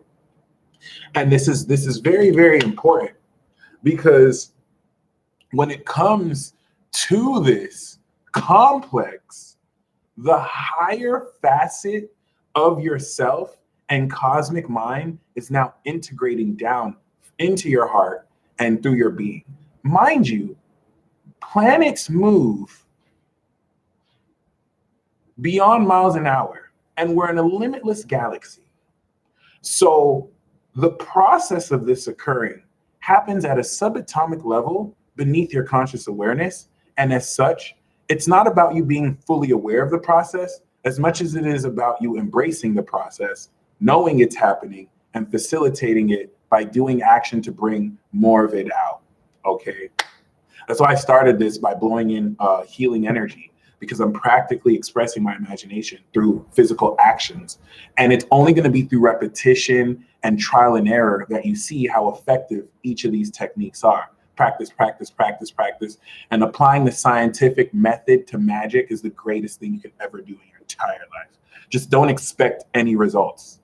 Don't expect any results. Okay? Other than that, I'm not saying don't expect results from the magic. Don't have expectations on the results you receive. Don't expect to receive this result or that result. Just be open to the results you receive. Okay? Other than that, once again, what is also going to occur is the most evil version of you to date. There's going to be another evil version like 26 years, but the most evil version of you to date is going to manifest and rear its beautiful head. You thought I was going to say ugly head. No, some of the most evil things in existence are the most beautiful things ever. Okay? At least something ugly you can deal with. But it's going to rear its head, and you're going to have to find a way not to kill it, but to integrate it, or kill it if that's the way you integrate it. And especially if it's already coming out. I know for me, it's already coming out. And the reason why it's coming out is because it's ready to be purged and transformed, okay? This is also going to find its reflection in other people who will reflect this back at you, okay? So keep this in MIND. Keep this in MIND. You know what it is, Tony Ed, Gemini vibes. Is there anything else I need to mention? Hey, Dara. There is Mars in Scorpio. Oh, there we go. So December 3rd? No. Oh, oops. December 28th, my friends. Mercury is going to be at the end. No, December 20th. Mercury is going to be in Sag. Mars is still going to be in Scorpio. The way the planets are right now, it's still going to be the same way, except Chiron will be direct. And yeah, so we're going to have the same energy throughout the whole transit. I want you to feel how the energy is now. The energy by the 20th is going to intensify to a climax point by the time it enters Aquarius, and then we'll manifest it. Okay. So keep that in mind, because a whole lot of what's intensifying is now through your heart really experiencing more your power come to a physical, tangible surface. Everything after this Capricorn cycle, where Venus, Mercury, Sun, and Mars is going through, first you're going to gain physical sensation of, then it's going to go into Aquarius, and you're going to know what you're doing. And then after you know what you're doing and it goes into Pisces, you now have a comprehensive experience. You start to see stuff you didn't see because you didn't know what you were seeing, but now you know. Oh, so don't even worry about what to do, because the awareness is going to come next month in Capricorn season. Once Capricorn season hits and we have that eclipse, you're going to be aware of what has been evolving and transforming within you. But as your heart goes through this deep, intense transformation, the whole evil thing that I'm sensing is more so a sense of unresolved energy and shadow elements of yourself that have not come into the light of your love. That's going to come out off as evil. Okay. I got you, Empress. I sense ... I smell racist leeches among this so-called spiritual collective. Unfortunately, Junglistic Laboratory, there's truth in a lot of what Junglistic Laboratory said. And I have to talk about it because we're entering into this aqua energy that's going to bring into account the state of the collective. If we break that statement down, there's racist leeches amongst any collective. So racist leeches existing is just a fact of life. And it's nothing to make the spiritual collective any different than other collectives. Another thing to keep in mind, the one term that is effing you in the A and limiting you is the term spiritual community. Put any noun and add community after, it's a falsity. You're labeling a group of people and you're putting them in a box. There is no such thing as a spiritual community. The spiritual community was a made-up term by people to put us in a box, and embraced by people who don't know who the hell they are. And so they just say they're part of a spiritual community. Everything that we do spiritually is something that every single person in every community can do. So when you say you're part of a spiritual community, you're cutting yourself off from the rest of the world and acting as if we're distinct, when spirituality isn't about the sage you like. Spirituality is about your daily devotion to something bigger than yourself. Okay. So really, really, really, really, really, really keep this in mind, because a whole lot of that doesn't mean that there's not a community that, you know, like the spiritual community is real in a sense, but it's not truly real. Okay. So I know out of efficiency and convenience, you want to, you know, sort people and stuff, but the whole method of doing that is a lie. It's false. It's not really true. So keep that in mind. Must have meant spiritual communists. Shout out to the spiritual communists. We'll share all this sage together. That was a horrible joke. Okay, other than that, once again, how many times have I said other than that? Jesus Christ. This is the beginning of an intense shift in your consciousness from your heart. The culmination of all the work you've been really working on. Abby, shout out to Abby, Money Hun, my favorite Taurus woman ever. It's very, very, very important, because once again, a lot of how you personally deal with a lot of this change in your core and being is going to reflect the hard work you've put on yourself. You're going to start now. Remember, Jupiter is in Capricorn, evolving the way you love. That means up until this point, you've had a certain swag and finesse that was riddled with insecurity.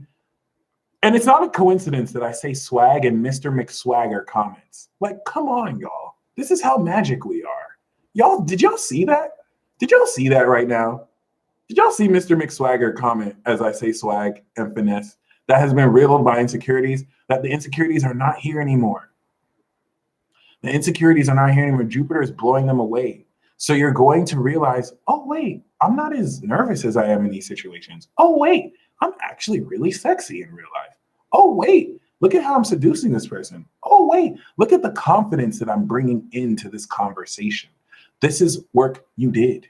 This is work you did. This is work you're manifesting. This is everything that you're in a position to reap from and manifest, starting into a new cycle. Okay. And this is very important because a whole lot of what you're going to do with this newfound power is explore ways to express this more into your authenticity. This is going to allow you incredible actions that conclude the lessons sparked 2009. We are, in some cases, concluding the South Node in Cancer transit with all these energies.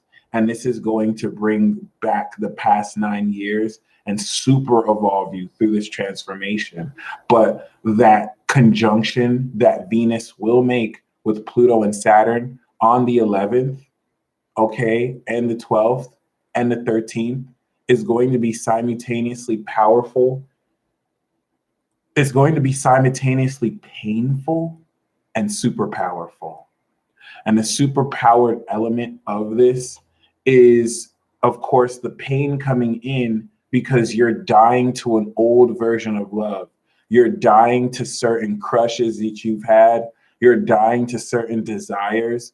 But the power is gained through the new direction and more that you can do. Okay, not new direction, but new direction. Once again, I did not say nude erection. I said new direction. Okay, guys, come on. So really keep this in mind once again, because a whole lot of how you really tap into this transformation is going to really reflect how much you have not only worked on yourself, but how much love, passion, and talent you have to give. It is also, okay, it is also in your interest to know that the full totality of your talents, your skills, and your abilities are based off of the ascension that happened before, transforming into a palatable new finished product that is the incredible being that is you. Okay, well, not to say that you're a product, but this is very, very important because this is now the beginnings of finally coming into awareness come Capricorn season, all the work that we've done the past 2 years. And I say 2 years because that was when Saturn was leaving Sag and entered Cap. So, I mean, congratulations. Shout out to Meredith. That's happening in your first house. You're really gonna experience this through your identity. Okay. So other than that, oh, I said it again. Other than that, because this is now happening during Sagittarius season, what I did right now was I explained Venus and Cap. Venus and Cap is going to run through, kill your heart, transform your heart. Some of you, you're in love with some hoes. I'm going to be honest. Some of you are in love with some hoes. Some of you are in love with just distrustworthy people. And Venus is going to be like, how about you like someone who's not a distrustworthy sack of shit? And you're not going to get why, but then you'll get why, and then you'll be straight, okay? Some of you, you're going to realize, okay, that hoe you like is actually perfect for you because you're a hoe too. I'm just totally just joking. I'm trolling. But be honest, to be honest, keep that in mind. There's a definitive shift in focus. You might even be with the same individual, but the way you do it is different. So that's the Venus portion. In a nutshell, Venus is going to go over the South Node, which it has. Jupiter's evolving. It's going to go over Saturn. It's going to go over Pluto. Your heart is going to manifest transformation. You're going to manifest a more powerful heart. You're going to die completely to the old stuff you used to love, whether romantically and also stuff that pleases you. You may find that you just don't like a certain brand of douches or maxi pads or thongs. Maybe now you just wear granny pants and you're like, you know what? I'm going to make granny pants sexy. I'm not going to wear thongs anymore. Like, this is the type of transformation that be forever, for good. I mean, until the next cycle. So keep that in mind, because that's the Venus portion. Incredible transformation that will happen in your heart. And then next month, it's everything that happened in your heart. You're going to have a mental understanding and a conscious understanding of it. Okay. Because Mercury and the sun will go through this. Now, that's Venus. While Venus goes through this, the sun is going to be in Sagittarius, squaring Neptune in Pisces. Ladies and gentlemen, congratulations. As we talk right now, the sun is squaring not just Neptune in Pisces, but the moon in Pisces. And on Thursday, your glow up officially begins. On Thursday, the moon will conjunct Chiron in Aries, and that cycle from the moon in Aries coming back, going full, coming back around into Capricorn is officially your glow up, your glow up as we grow up. And everything from the last cycle, the toxicity from the last cycle, all the weird perceptions, they're all clearing. So you don't have to do this, but for those of you who want to take this a step up, I want you to envision your most delusional self.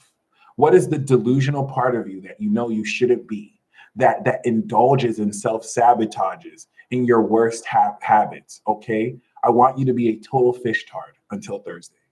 This will be the greatest thing you ever do. I want you to be a complete fish tard. Embrace the moon in Pisces, because moon in Pisces, sun in Sag is not stable. It's not stable at all. You have this perceptual energy that's just evolving consciousness, and then you're just stuck in infinite fantasies. It's like anything. You're a hot mess. You are a hot mess right now, and you need to stay this hot mess until Thursday. Once Thursday comes in, okay, Dar is getting stupid drunk AF. Thank you. Now, the reason why you want to be delusional, you're not being delusional, by the way. You're not really being crazy, but you want to simulate these feelings, because what's going to happen is that this lack of groundedness in your consciousness, this ability and decision to just diffuse common logic and just do everything you want and not be in some kind of structure, is going to stimulate this energy. It's going to activate this energy. It's going to bring into focus thoughts and feelings you wouldn't normally have, because you're normally thinking logically. Well, don't think logically for the next 2 days. Now, listen. Thursday's going to come, and after the moon goes into Aries, that version of you that gets in your own way, that succumbs and escapes reality, you're releasing forever, and you're glowing up. So you have to evoke. It's not as much as to just say, these are the stuff that I want to release, and I'm going to release. You need to become it. You need to succumb to these. All right. If some of you are dealing with addictions, I'm not telling you to relapse, only unless you can control it. I'm not telling you to relapse.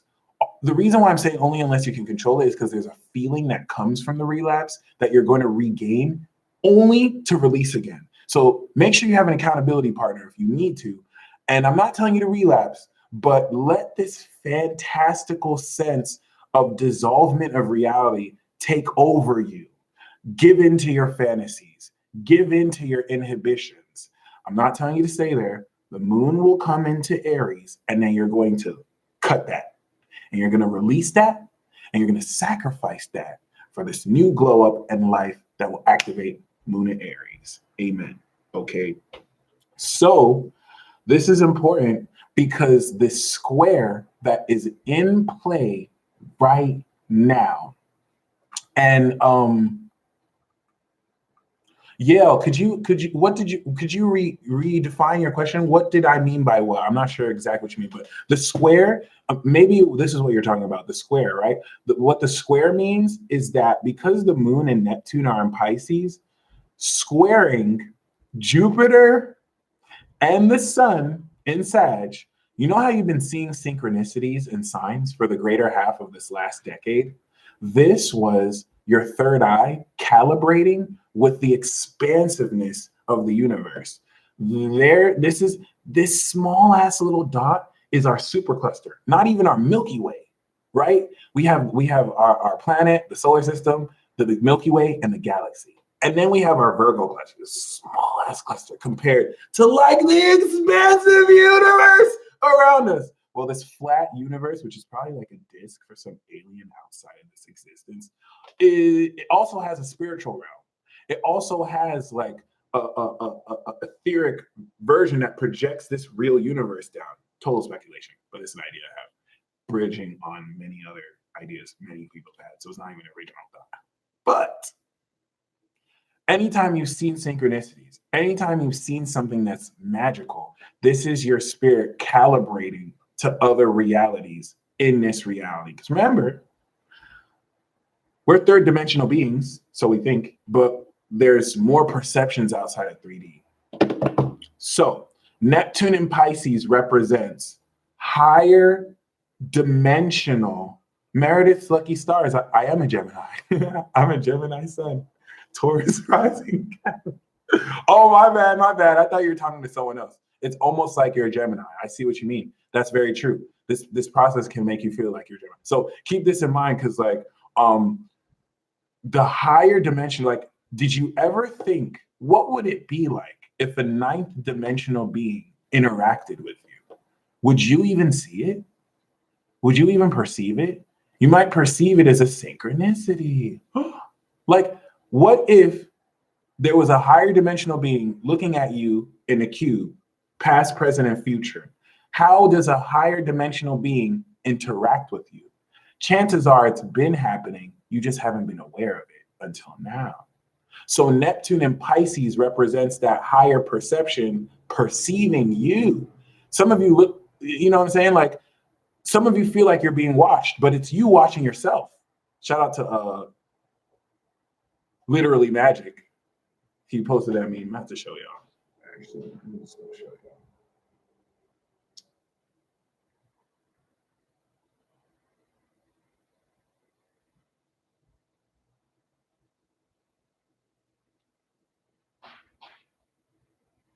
Sage Law. Oh, never mind. Well, Literally Magic did post it. Shout out to Literally Magic. The reason why this square is so important is because, okay,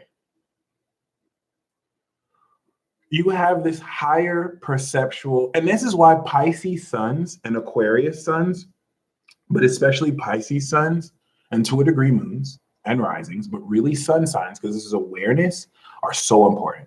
Pisces suns have an awareness that is beyond 3D. Pisces suns and Sagittarius suns can perceive reality above just this third dimensional construct. This is how they live every day. If you are in the body of a Pisces sun, you're seeing into 5, 7, 8D, but they don't know how to communicate that in 3D because they don't speak our earthly mortal language. So majority of what they perceive, they don't even talk about it. Can they? So keep that in mind. This is huge because this square that's occurring right now is readjusting and recalibrating your ability to perceive into the supernatural, to perceive into higher realms of existence. Let's take this into account. Before 2012, Jupiter was not in Gemini and Neptune was not in Pisces. Ever since 2012, like beyond 8 years, now Jupiter is in Capricorn and the moon is on Neptune. So this is the very first time that the sun is squaring Neptune and the moon in Pisces, while Jupiter has long since evolved our third eyes. For the very first, not for every one of you, but for the very first time in your life, what this square that's happening right now is doing is it's not only having you see into infinity, but it's now going to incorporate elements of your existence that you've never seen before until now. Just like the angel that's touching my shoulder, like, good job, Mike. Okay? Your abilities to perceive these things are now going to incorporate themselves into your existence. It's not that they weren't there, it's that you're now perceiving. Before, you were dealing with blocks emotionally that you had to deal with in your real life. Now it's time to bridge other worlds. Did you think that you were the only life that exists in this planet, in a universe filled with billions of galaxies? Did you think that maybe in a supercluster far, far away, where there are millions of stars in that one supercluster, there is in a galaxy a group and species of beings on a planet that are so ascended, they check you out millions and millions of light years away. They're so advanced that they even visit you. Heck, they might even be another aspect of you, just in a different place, with an advanced civilization that knows how to teleport light years away. Do we know if that's true? No, because Saturn hasn't gone through Aquarius yet, so we haven't built that knowledge. But it's a possibility. It's something that you can only imagine, Pisces, imagine about. And so as these possibilities open up that you want to be open to, certain things that you think are unreal are going to come through. Certain things that you think are magical are going to be happening. It's not that they're magical, okay? It's just that your awareness is expanding. So before you step into being aware of your powers, your perception now as we speak is adjusting to, and this is why this is a first quarter square. Your third eye has opened. I can see better than I've ever seen. Oh my God. And then it went into Capricorn and you manifested an initial sense of power with what you can see. And then it went into Aquarius and it's like, I know what I'm seeing this whole time. This was why I was seeing it like that. This is what it is. And a lot of you came into acceptance because you started to understand what certain synchronicities really mean. You started to understand what certain energetic connections really mean, despite what's being shown to you on the surface. Okay, I really need to do ASMR in my head. And now the first quarter square presents a conflict. Okay, how I know this is science. Okay, actually, a lot of what you guys call magic is not magic, it's normal. Clairvoyance, clairsentience, claircognizance, magical manifestation, these are normal. Okay, it wasn't until like higher alien space lords wanted to suppress a certain version of humanity and kill the history. Back when there were like advanced levels of humanity, before that got suppressed, and then we lost a lot of our energies and powers due to cosmic slavery. And I'm totally just pulling it out of my ass. I believe it's true. I can't prove to you it's true, but if something like this happened, it is what it is. Whether that is true or not, a lot of what we call magic is normal. Like that's our natural state. So we're stepping back into that. That's why I said you're going to remember how to do. You're not going to learn how to do anything new. You're going to remember how to do what you've always been able to do, but probably since at birth have been suppressed because your grandparents and their grandparents have been lied to about what is possible. Because at some point, humanity had to start from scratch and learn all this again. Okay, and a development cycle and process does dictate that it will take several centuries, and we're finally here to get there. Okay, so this first quarter square is a conflict because now you know what you're seeing. Now you're seeing, but the moon in Pisces is, hey, look at all these other realities that you didn't even know existed. Pisces existence. You didn't even know existed. Look at these other realities. What you gonna do? What you gonna do? There's this reality, there's this reality, there's this reality, there's this reality, there's this reality. Look at this alternate timeline version of yourself that's 300 pounds heavier, but running like Usain Bolt. That makes no sense. Oh my gosh. And it's your imagination that is literally a portal of this. And now it's like, whoa. And that's why it's a first quarter square. It's confusing as all hell. Well, for some of you, this is blissful because you're just accepting and you're not trying to control. So it's like, oh my goodness. Oh. Isis, long time no see. This is crazy because once again, with this square, right? Christianity says you'll go to hell learning magic. Reality dictates hell doesn't exist. There's no such thing as hell. The hell that exists is the root chakra feeling that keeps you bounded in your own base form. There's no hell, there's no heaven, and after this, you die. That's the best news ever. But other than this, okay, don't escape in the wanting for an afterlife to cope with a lack of detachment and acceptance. What's very important here is that with this first quarter square, now that you know what you're seeing, you're now ready to see into a whole nother world that's been around you, because your seeing has been ascended, and this has been in the works for decades.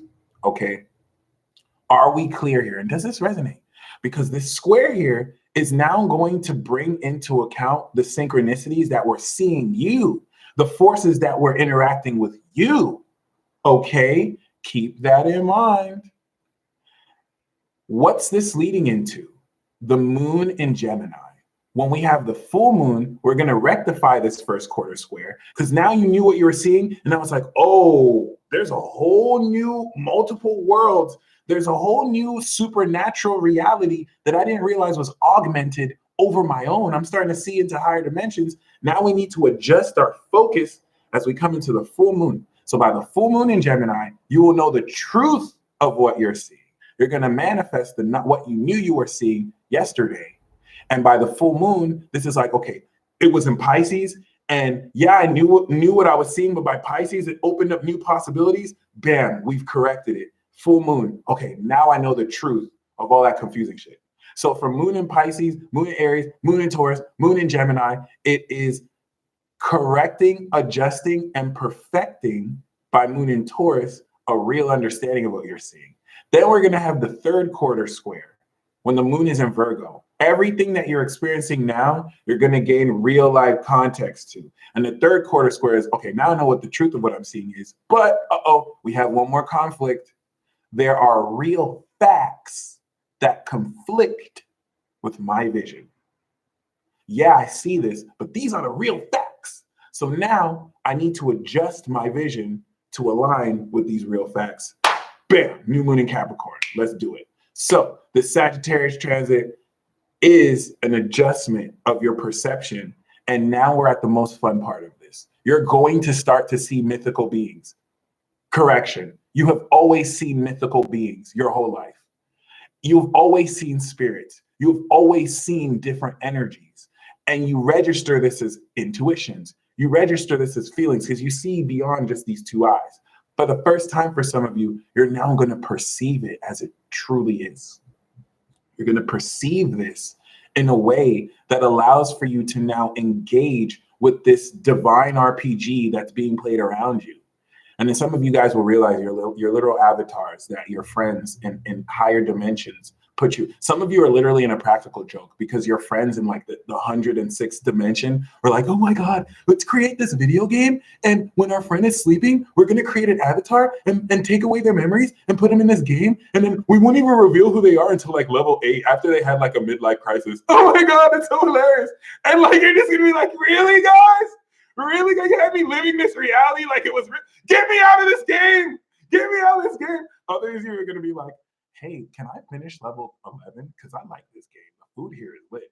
I'm not trying to leave this game. So like, depending on who you are, depends on who you are. But I want you to think about the abstract nature of what I said, 160th dimension. What does that mean? What is that? Right? That's the level of which we're coming through. You're not going to really understand the real context of this until the end of the month.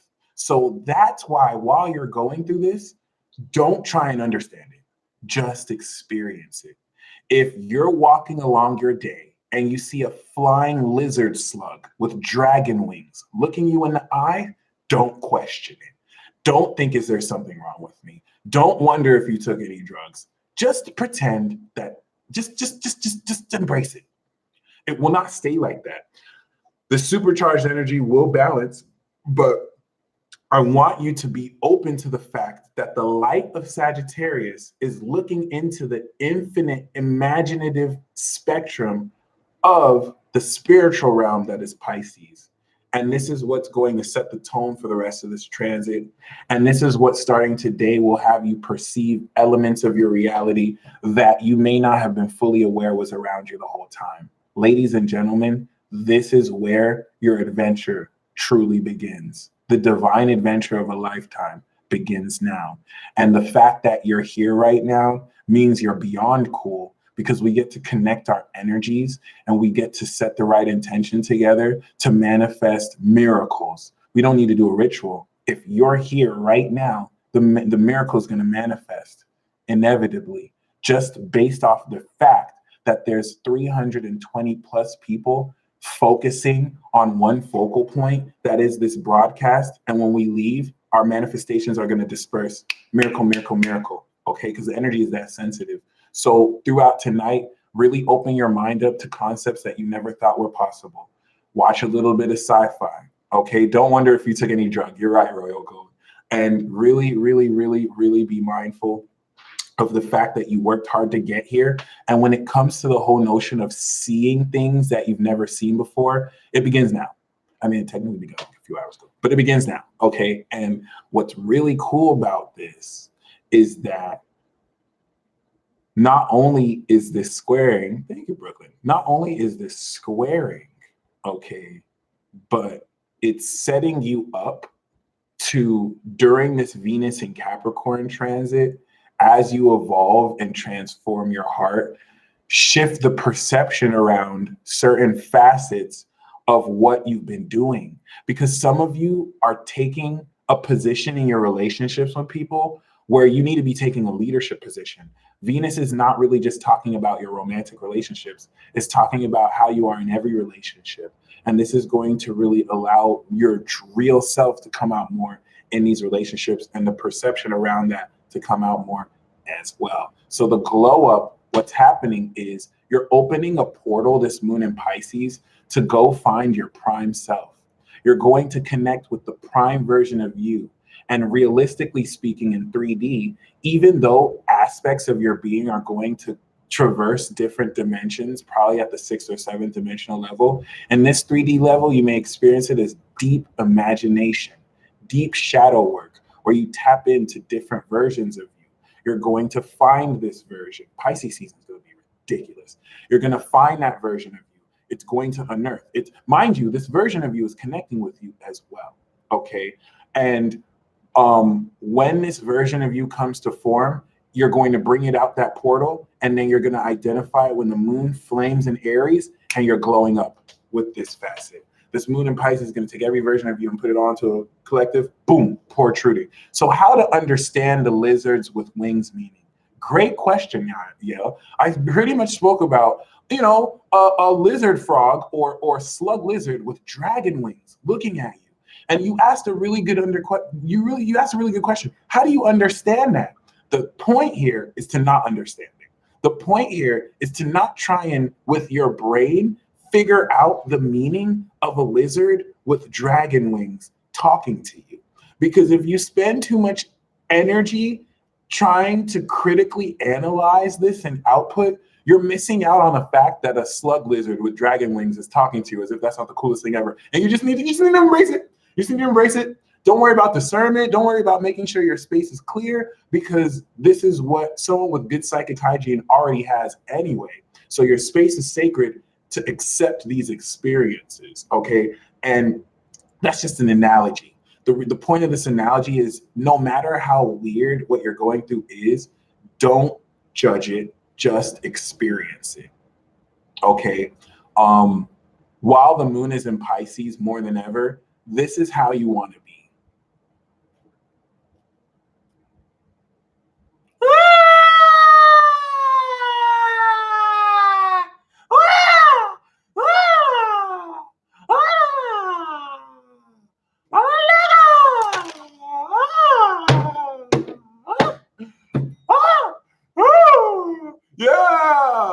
Yeah, I was actually walking across the, oh snap, damn, can you believe? And actually, I didn't finish my thought before, but it's important to, wait, who is this right now? Oh my God, this is lit, yeah, you see, You see how, for all intents and purposes, I'm completely a retarded sparrow. You need to be this until Thursday. You need to be this because this is now turning off your critical mind and it's allowing you to purely experience. Someone who does that is purely experiencing. Purely experiencing like this is going to give you the best part. It's going to bring up the ego within you that cares about how you look. You're going to examine why you care so much. Why can't you just allow yourself to be a Teletubby? You know what I'm saying? Like, and you might have more advanced, sophisticated ways of doing that too. But just keep that in mind. That's what you want to do. And then, of course, the moon will come into Aries, and then you'll regain yourself, and then you're glowing up, and then boom. So turn off your critical mind within reason.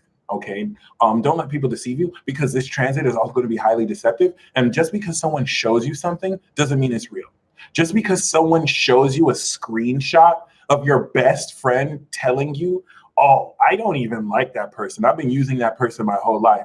Doesn't mean that that person didn't make up that screenshot just to pit you guys against each other. Deception is at an all-time high. So have discernment, but I'm talking about when you're just experiencing and receiving, don't allow too much of a critical mind to get in your way. I think if that's it, there's more I want to say, but in a nutshell, the anime version of you is going to pull up on you. Let's just say you from the future is going to pull up on you, and then you're going to inherit its power.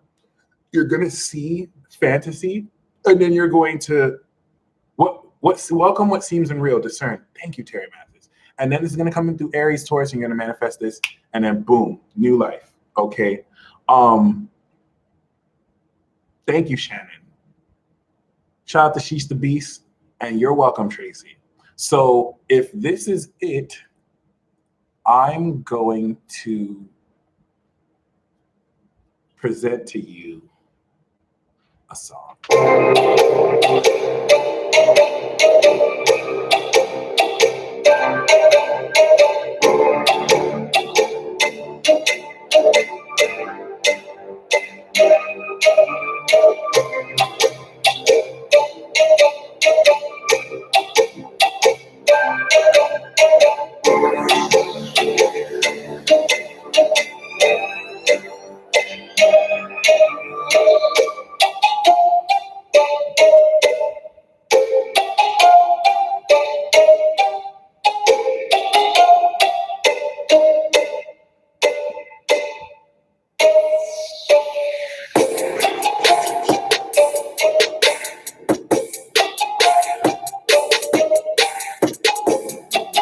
Thank you. That was my song.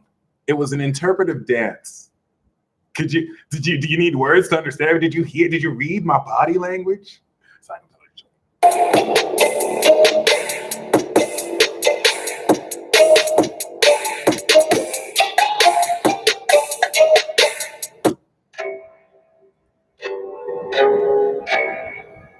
Hadouken!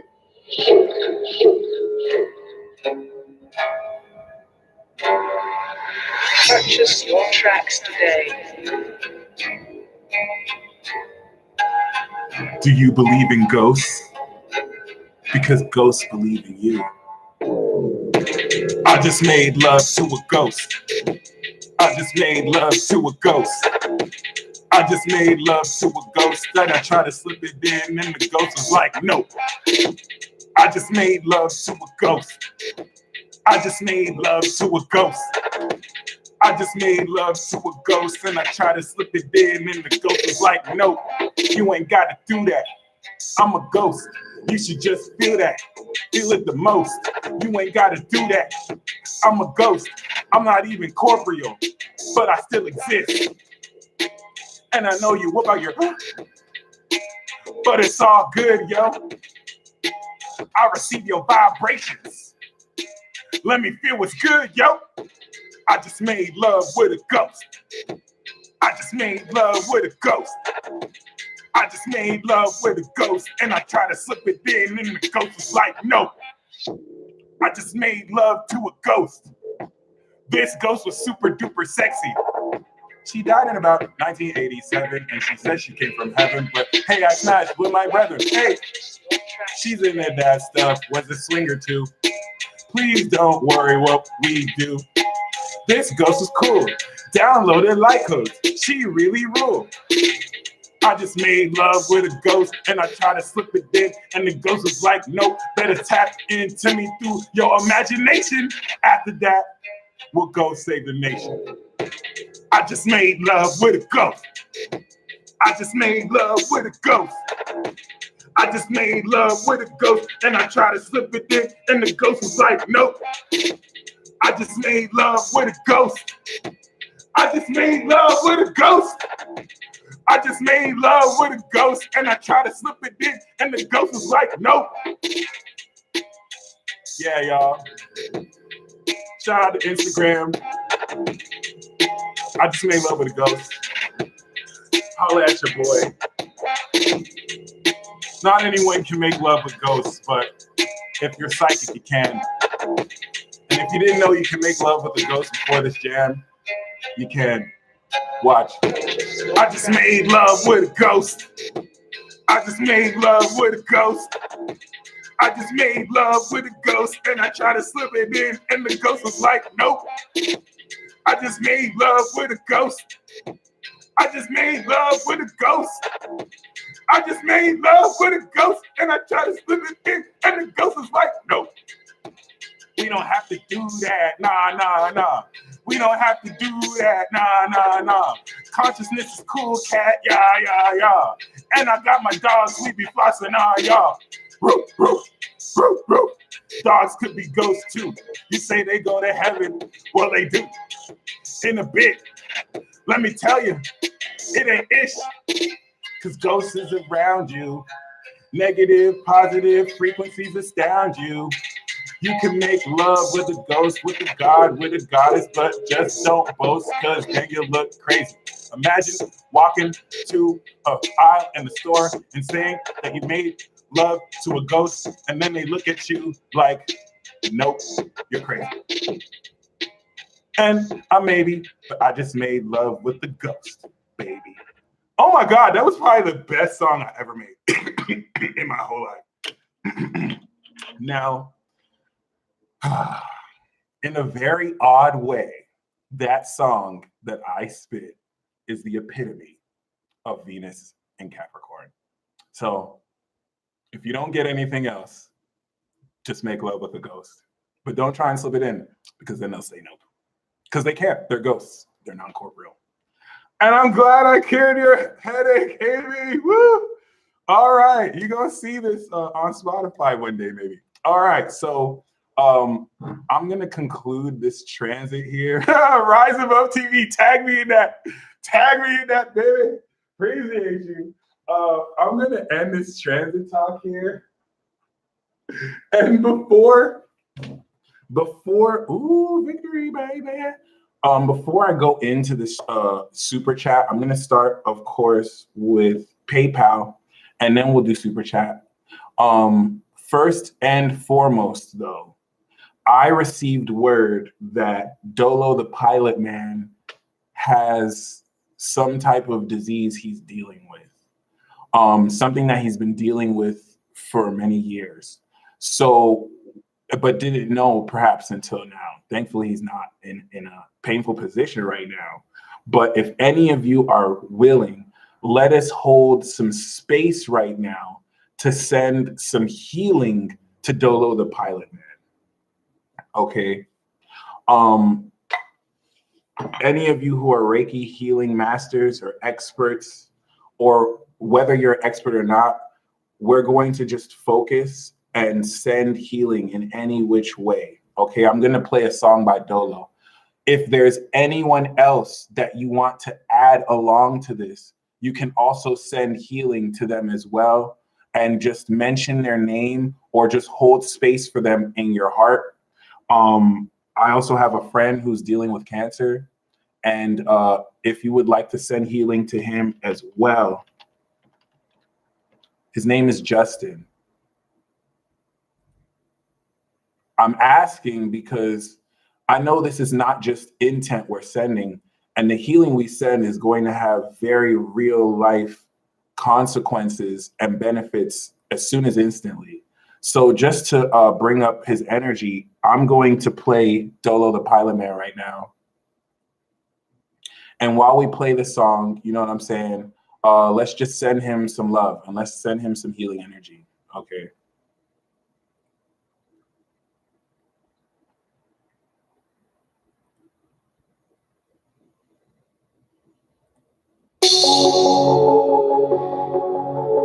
Here's a real high-class belt. This match will get. Katrina, you can totally ask for healing. If any of you would like healing yourself, just say the word. Great question, Katrina. So feel free to send healing for Katrina as well. Niggas, Jesus flights. Yeah, I'm fresh up off the cross, just be flying off flights. No currency unless it's my money. I'm accepted by everybody. I make Obama an island. They create a Bible, they create a country, bury all the Bibles underneath the country, hoping they adopt me, cause I got the knowledge, I got the wisdom, I shine like a polish. They got who I got us. We fly in the carpet like we was Aladdin. Believe in the magic, bitch. I am a prophet. I am the immaculate conception. I got the actual perception. I'm nobody's prayer, and I'll never be less. So I'm not asking for a blessing. Yeah.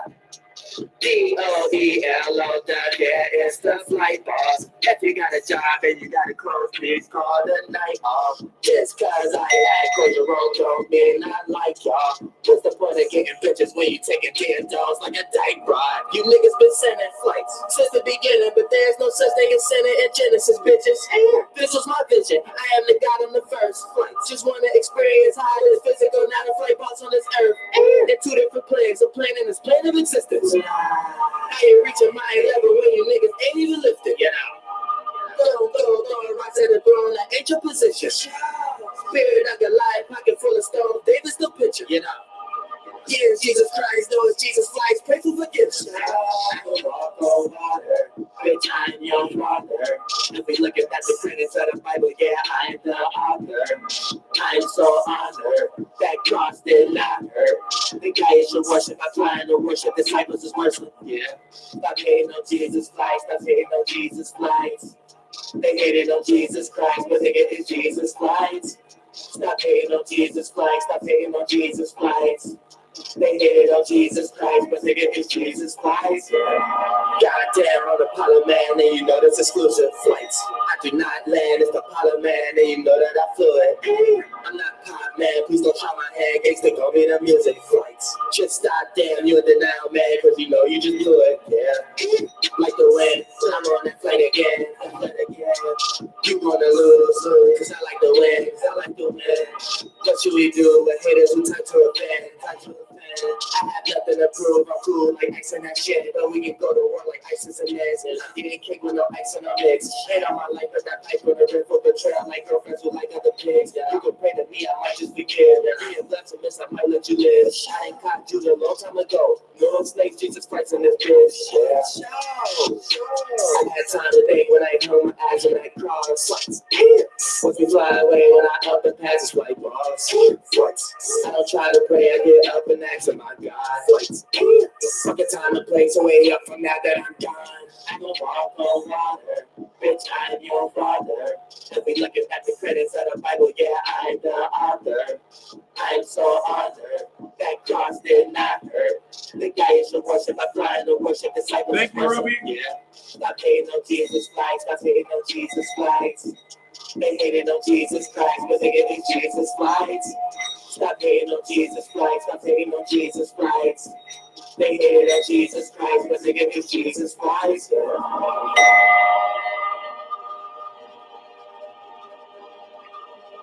Woo!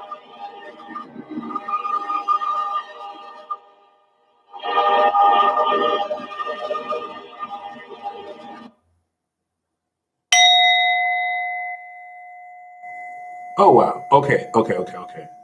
So, yeah, y'all. I'm going to play this music in the background. But that concludes our transit talk. And other than that, we're going to go into the super chat. Arana!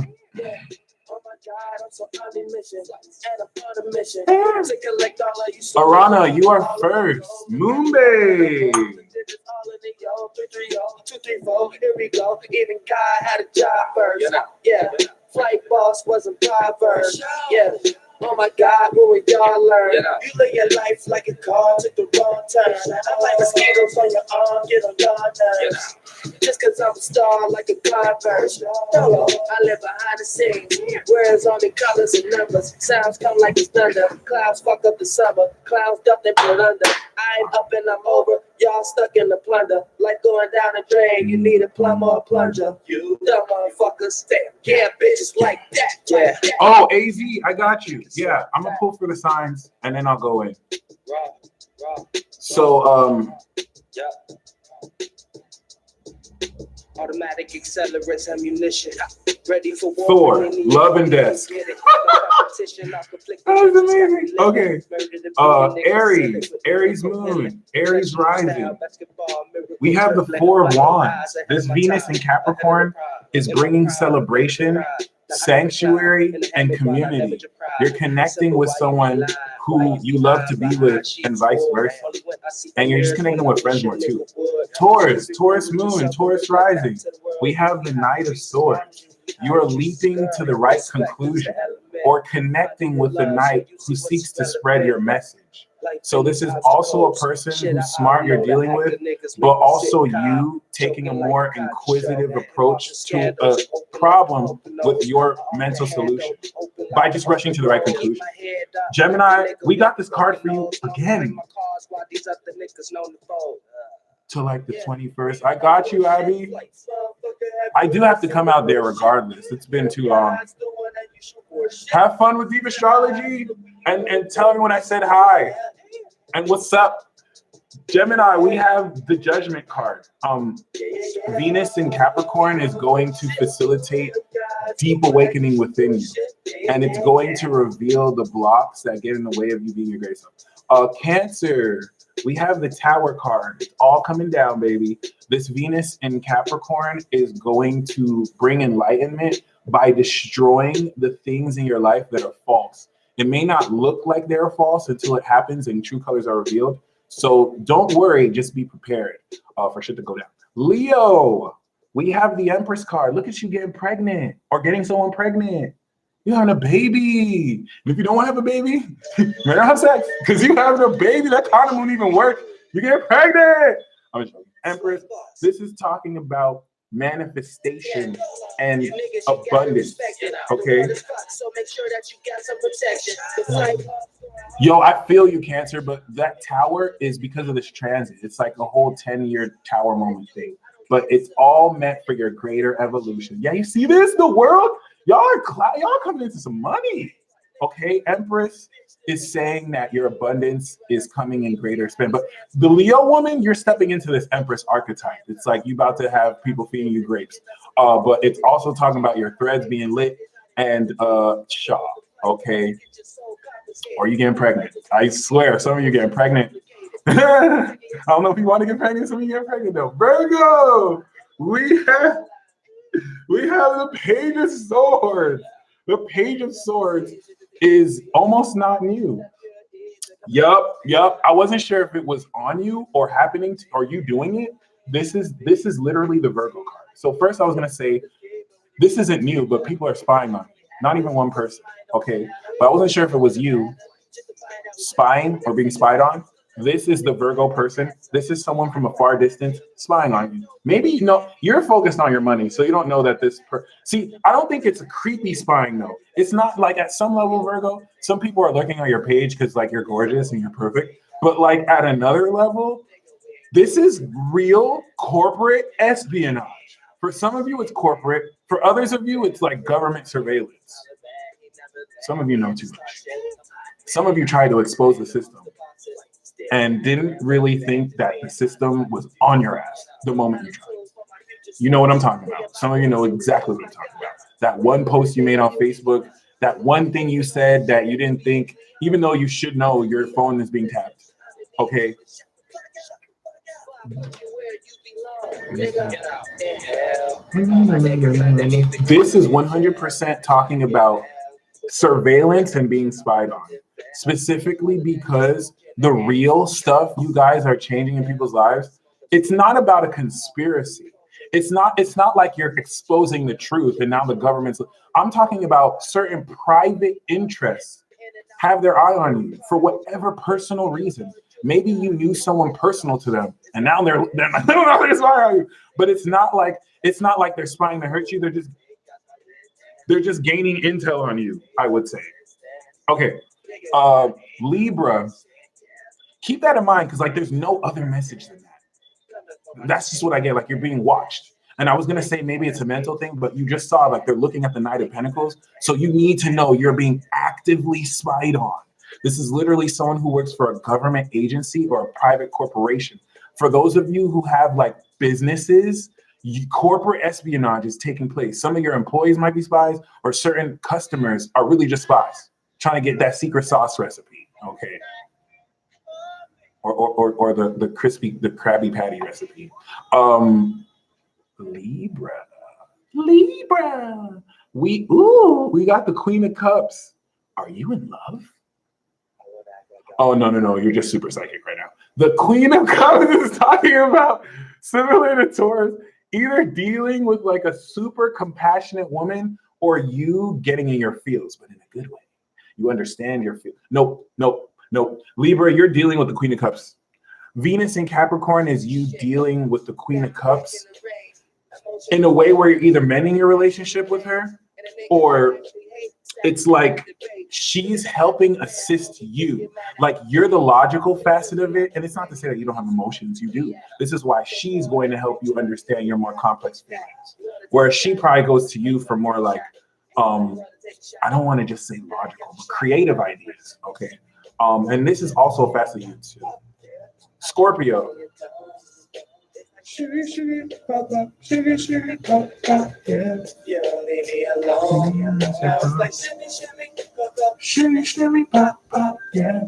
Scorpio, we have the Lovers card. Scorpio, you're gonna be loving. You're going to be ooh, and it's gonna be steam like ah.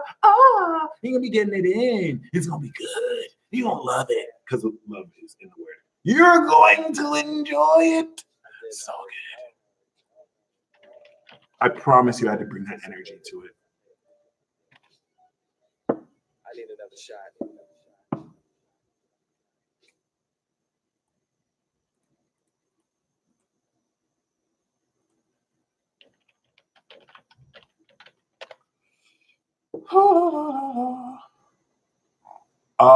I don't see the song Juno anywhere.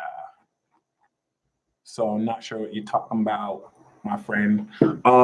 Yeah, Scorpio, you're getting it in. I almost feel like this is actually talking. There better not be an emperor. Okay. I almost feel like this is talking about, ooh, this fell down too. All right, so hopefully this isn't like a Drake Find Your Love type of thing where it's like, oh, Drake, you have a crush on me, come love me. And then it's like, you're dead. Okay, we're not going to say it's like that, okay? We're going to say instead, you're engaging in a spiritual connection with someone and you get sexy. If it's not sexual, it's definitely sexuality expressed through your talents, but this is a choice to connect your mind and heart. Sagittarius, a wild tower appears. That's hilarious. This card wanted to come out. Sagittarius, you're committing to your long-term goals and you're knocking them out. This doesn't look too flashy, but this is already my favorite cards pulled out because this is like, okay, I have a 6-week goal. This is what I want to do. I'm going to see this person. I'm going to work on this project. I'm going to travel here, and you commit to all that. And this is going to be solid, constructive, productive manifestation where you see your vision and you put it into work and you get in the bag. But many of you are the bag. Capricorn, we have the Sun in Capricorn card. You're going to be you. This Venus in Capricorn transit is going to get you so paid. You're going to gain some recognition for how paid you're being. You might be in a Forbes article. You're going to have some people spying and pocket watching you. They ain't going to get a single dime, But just keep that in mind. You are stabilizing financial resources. This is redundant for me to say because some of you Capricorns are already rich. So this is really just more talking about greater stabilization of finances and like your assured material gain. And this is amazing. Okay. Especially based off of work you've been done. Not been doing or have already done, been done. Aquarius, we have the King of Wands. The King of Wands is Leo. So Taurus, Libra, and Aquarius are dealing with actual people, okay? Aquarius, this is your opposite. This is also you. Nice, Sony PlayStation. This is also you, but the King of Wands, while also Judo, while wanting to maintain a certain level of entrepreneurship, okay, what you're also having to do is deal with this individual who is going to be more like a partner to you. Okay, it's like this King of Wands takes your ideas and puts them into actions, and you're like the ideas guy, but not like a Gemini. More like this person, more like you're the one who gets the crowd, and then the King of Wands can warm up the crowd and entertain the crowd. Pisces, we have the Three of Wands, similar to Sagittarius. You're envisioning your long-term goals. You're dealing with business and trade, but it's just more so organizing and enterprising a lot of your ideas. They're not just ideas. They're being planned. They're being put in them. I love this card so much. This is the Sun in Aries card. It's lit. Okay. Whereas Sag got Sun in Aries, Sun in Virgo. Okay. So other than that, now we're going to get into, of course. Yeah. I've never heard this song. For sure. Flights. Let's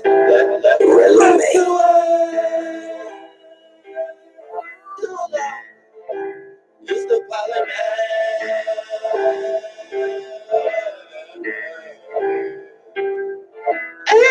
You know, yeah, bitch, you know, yeah, you know, yeah, bitch, you know, yeah. Let me kick my shit like it's judo, yeah, you know. Let me kick my shit like it's judo, yeah. You know, yeah, bitch, you know, yeah, you know, yeah, bitch, you know, yeah. Let me kick my shit like it's judo, yeah. Let me kick my shit like it's judo.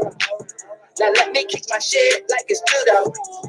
I do karate kids like I'm Bruce though. The human ass joy bitch, I'm like Juno. Flight boss bitch, take a trip back to Pluto. Got about 4 chicks in a tudo. About to sing to your bitch like I'm Bruno. Ain't worried about no crazy ass bitch like a Cujo. As long as that pussy bitch. All right, Moonbabe. You know, for sure, you know. For sure. No Snapchat photo. Arana. No song, nigga, it's dollar. We have the Three of Wands for you, which is consistent with what I just told for Pisces. So, Arana, this is pretty much talking about a lot of your long-term goals and ideas that you've had being put into fruition. You're meeting the right person that wants to help you make your idea reality, and you're putting it into motion. Yada, what's poppin'? Let me kick my shit. Get my kingdom flow on. You know, yeah, bitch, you know, yeah, you know, yeah, bitch, you know, yeah. Let me kick my shit like it's judo, yeah. Let me kick my shit like it's judo. Alright, you up for it? Cause you better than me, better work for it. You begin with me, get done for it. Bitch, I chop bricks like Chuck Norris. Cut me in line, get cut for it. That's stranded like a bus tourist. I smoke so much, my lungs look like a burnt up forest. I'm the best rapper alive, nigga. Even the ones that died, nigga. No disrespect, those niggas blessed, but flight bosses on the rise, nigga. I got new styles, new flows, different look, unique raps. I'm so far in the future, sometimes I gotta reach back. Rebecca, no, I just now started, so I will get to you very shortly. I don't need your feedback, yeah. Dolo is the pilot, man. I be high as kite. I'm the one that taught E.T. how to ride. Oh, thank you, Sharon. I'll keep that in mind. I'll just wait till the song is done. Yeah, I like to smoke, but I had to flip the weed I had. Always kicking shit like judo, just getting me a back. Like boss, you know, yeah, bitch, you know, yeah, you know, yeah, bitch, you know, yeah. Let me kick my shit like it's judo, yeah. You know. Let me kick my shit like it's judo, yeah. You know what? Yeah, bitch. You know what? Yeah. You know what? Yeah, bitch. You know what? Yeah. Let me kick my shit like Lanisha Parker. Lanisha Parker. I'm not sure if you did this on purpose.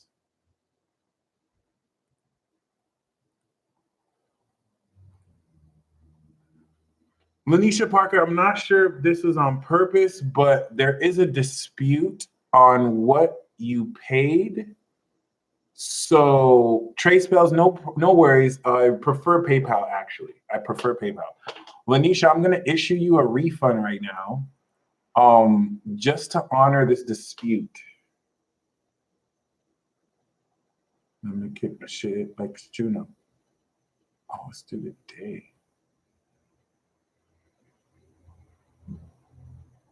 Flights.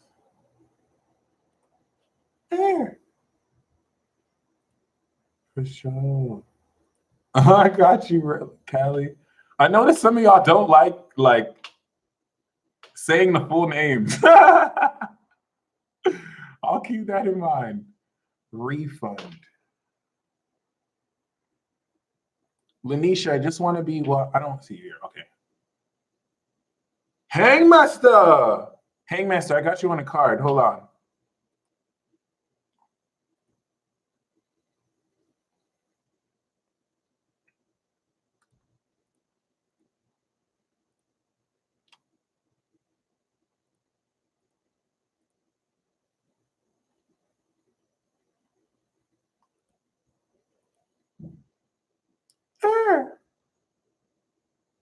Flights.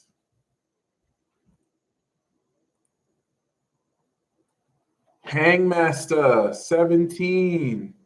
For those of you who want to see me collab with Ariel, I know he's going through a lot. I've messaged him, but I don't think he's on Facebook. I don't know how to reach him, to be honest. I need to get his number or something. We cool. It's just hard to get in touch with him. But I want to continue our weekly show. Hangmaster, we got the lovers card. Get it, bro. Looks like you getting it in. I see this as like several opportunities to get it in. So, and also I'm picking up that there's a rededication to your craft that you will also be making as well. A rededication to everything that you've always loved to do that will be expressed forth through also love units too. Anyway, other than that, let's keep going.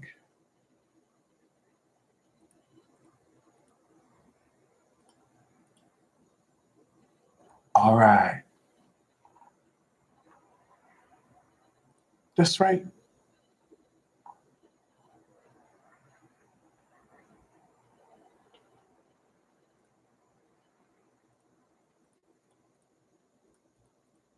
Thank you guys so much, by the way, for investing in me. I'm so grateful each and every time. And I got you with the confirmation, yo.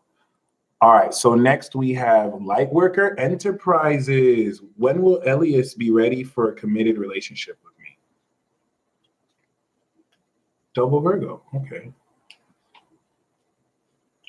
When he's financially stable, and I can already tell, he's Virgo Cap Moon. This dude is solely focused on his financial stability. So whenever he feels like that could be an excuse to perpetually not be ready, but he's focused solely on his financial stability. Also for you, this is also saying for you, you're coming into a rapid mystical gain of your material finances. So it works for you as well. If you're financially stable at a greater level, because you're stable now, but once you're making, you're sure to make greater money, Lightworker Enterprises. However, you coming into this and or him will make him more into that. And knowing that he's like Virgo Sun, double Virgo Cap Moon, he is totally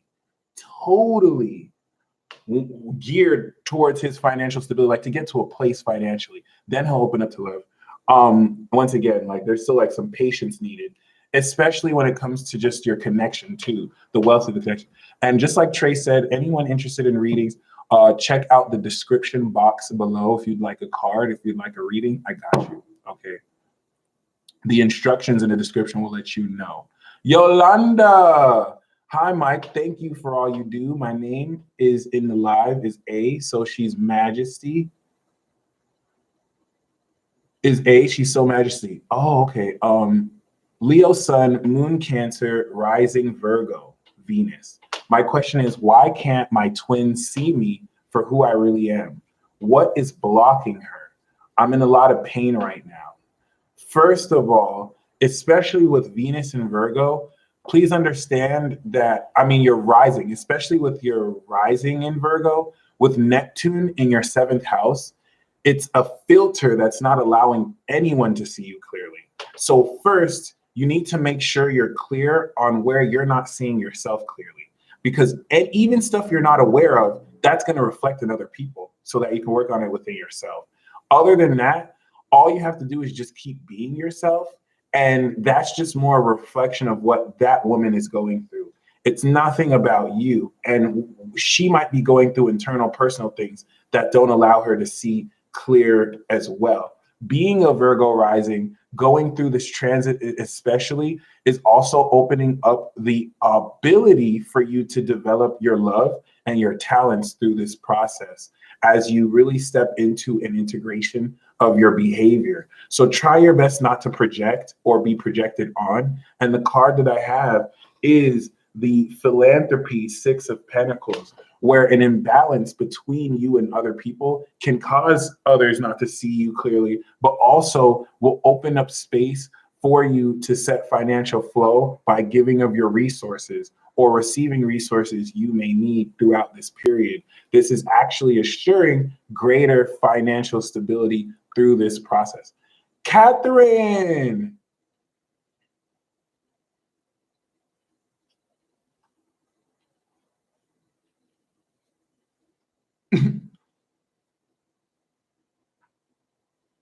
Ah, okay.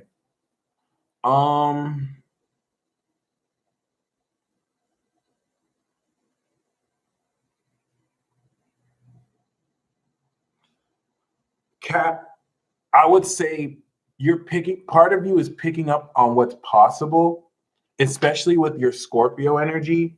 You pick up very powerfully. We got some Tower card energy for you. You pick up very powerfully on potentials that could be, and he may not really be in an emotionally mature position to process such feelings like that as well. And I'm not saying that he's emotionally immature, but he may not really be at that level of depth that you're at. Okay, so keep that in mind. You're not delusional, but you are sensing this at a much deeper level than he is. And it's not about patience and taking time to build it. It's about being more upfront and personal about what it is you're wanting with this without seeming too needy. Be willing to express elements of this and test out how he feels and work with this organically. We also do have the Queen of Cups. This is the in love card.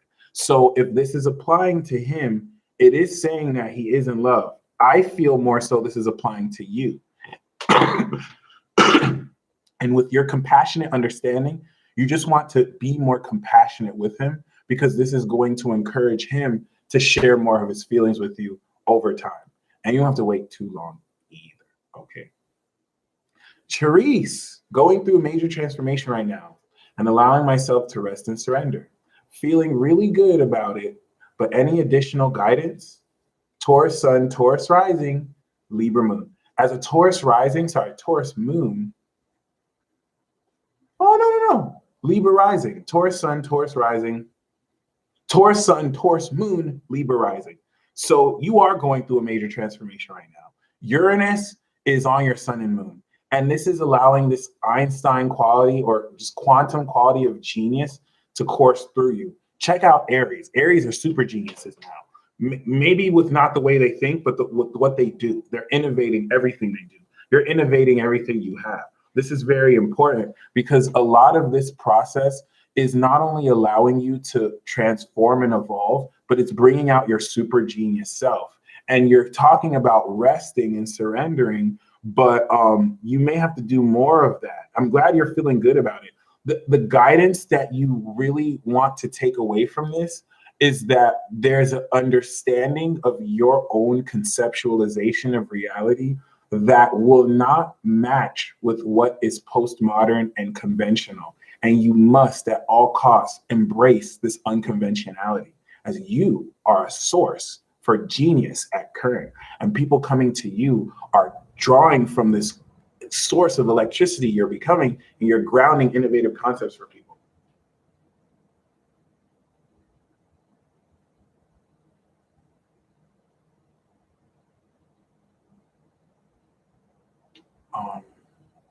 The 20th.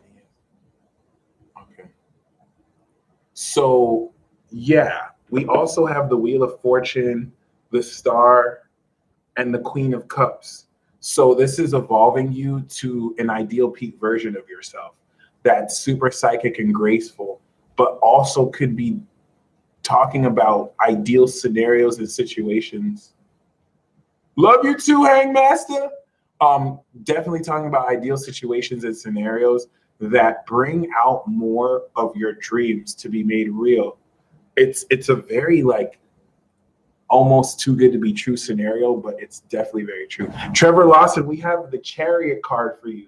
Trevor, this is talking about you have the swag necessary to propel forth into victory. This is you, Trevor. This is you winning. This is you winning indefinitely. And so just keep on indefinitely winning. You have the actions that you need to take to blast for the victory. This is so important. Like if you're in a competition, if you're in any competitive situation, if you're going through obstacles, the Chariot is saying you're assured victory on the condition that you maintain that momentum and you don't get distracted by immediate gratification.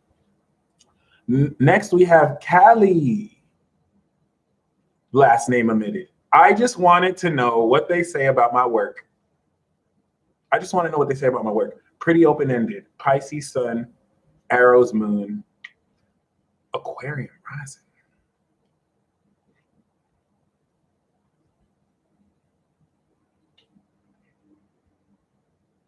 This is good. They say your work is hot. This is very good because when you get the Six of Wands specifically, Callie, is like when you're gaining reward, when you're gaining, what's it called? Accolades. When people start admiring you for your work. So the fact that we have the Six of Wands and the Knight of Wands, people not only think, I won't even say whether they admit it or not, because the Six of Wands means they're openly admitting it. People are openly giving you admiration and they think that you're good at what you do and they think what you're doing is awesome. And the Knight of Wands is saying it's hot.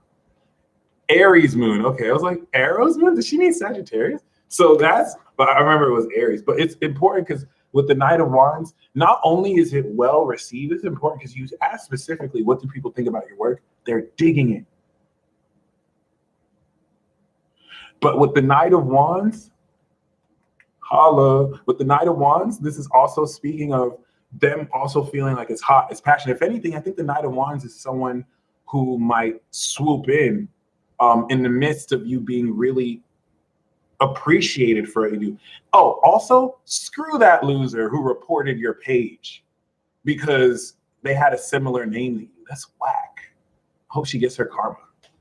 I know that's not how that works, but still. Next, we have Sharon Brosa Stone. Venus and Capricorn message. Any romantic eliminations? Make sure.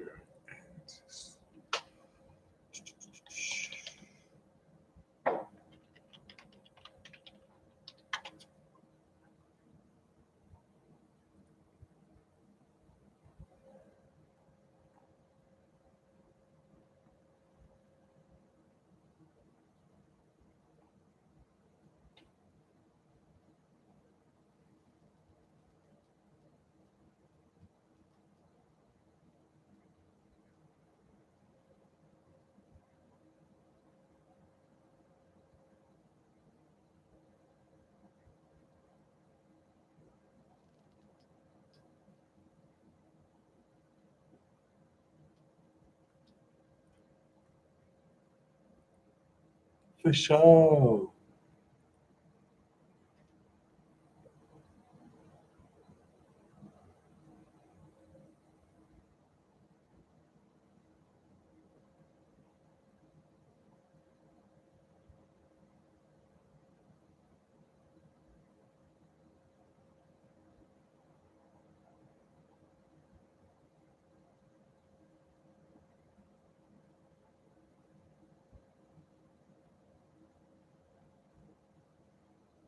Thank you guys for your patience.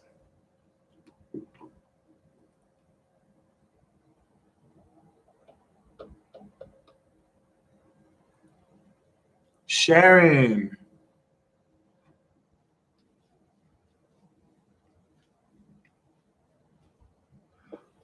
Yes, we have the Two of Pentacles. The Two of Pentacles is Jupiter and Capricorn. So the fact that this was about Venus in Capricorn is talking about multiplying your prospects, investing in income streams that open up new ways to make money because you can trust your instincts. So this is specifically saying to play with your money. And as far as a romantic illumination, do not be opposed to dating multiple people. So if you're seeing more than one person, this will work in your favor and save you so much more time than if you just dated one at a time. Yes, April, please look at the description box below for super chat insights. Christian Garcia, the channeled message that I have for you is that you are more so coming into wait a minute. Oh, nice. You're more so coming into a much deeper understanding of your worth and your value. It's one that should not be debated.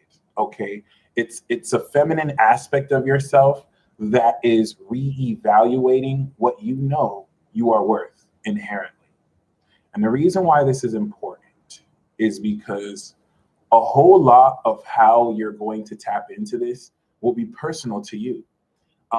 Others may not necessarily, you know what I mean? Others may not necessarily connect in that same way, but it's important that you trust your own expert advice. I'm going to say this one more time. Christian, you're tapping into a private understanding of your value with your own expert advice that others won't understand as well because they're not you.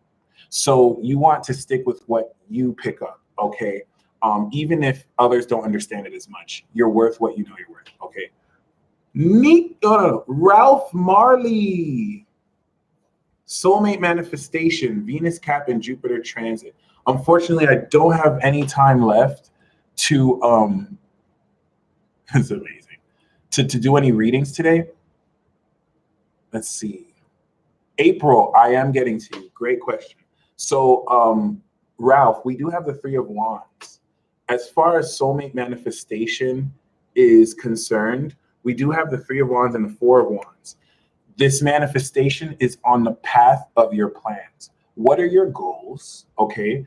What is it that you want to accomplish?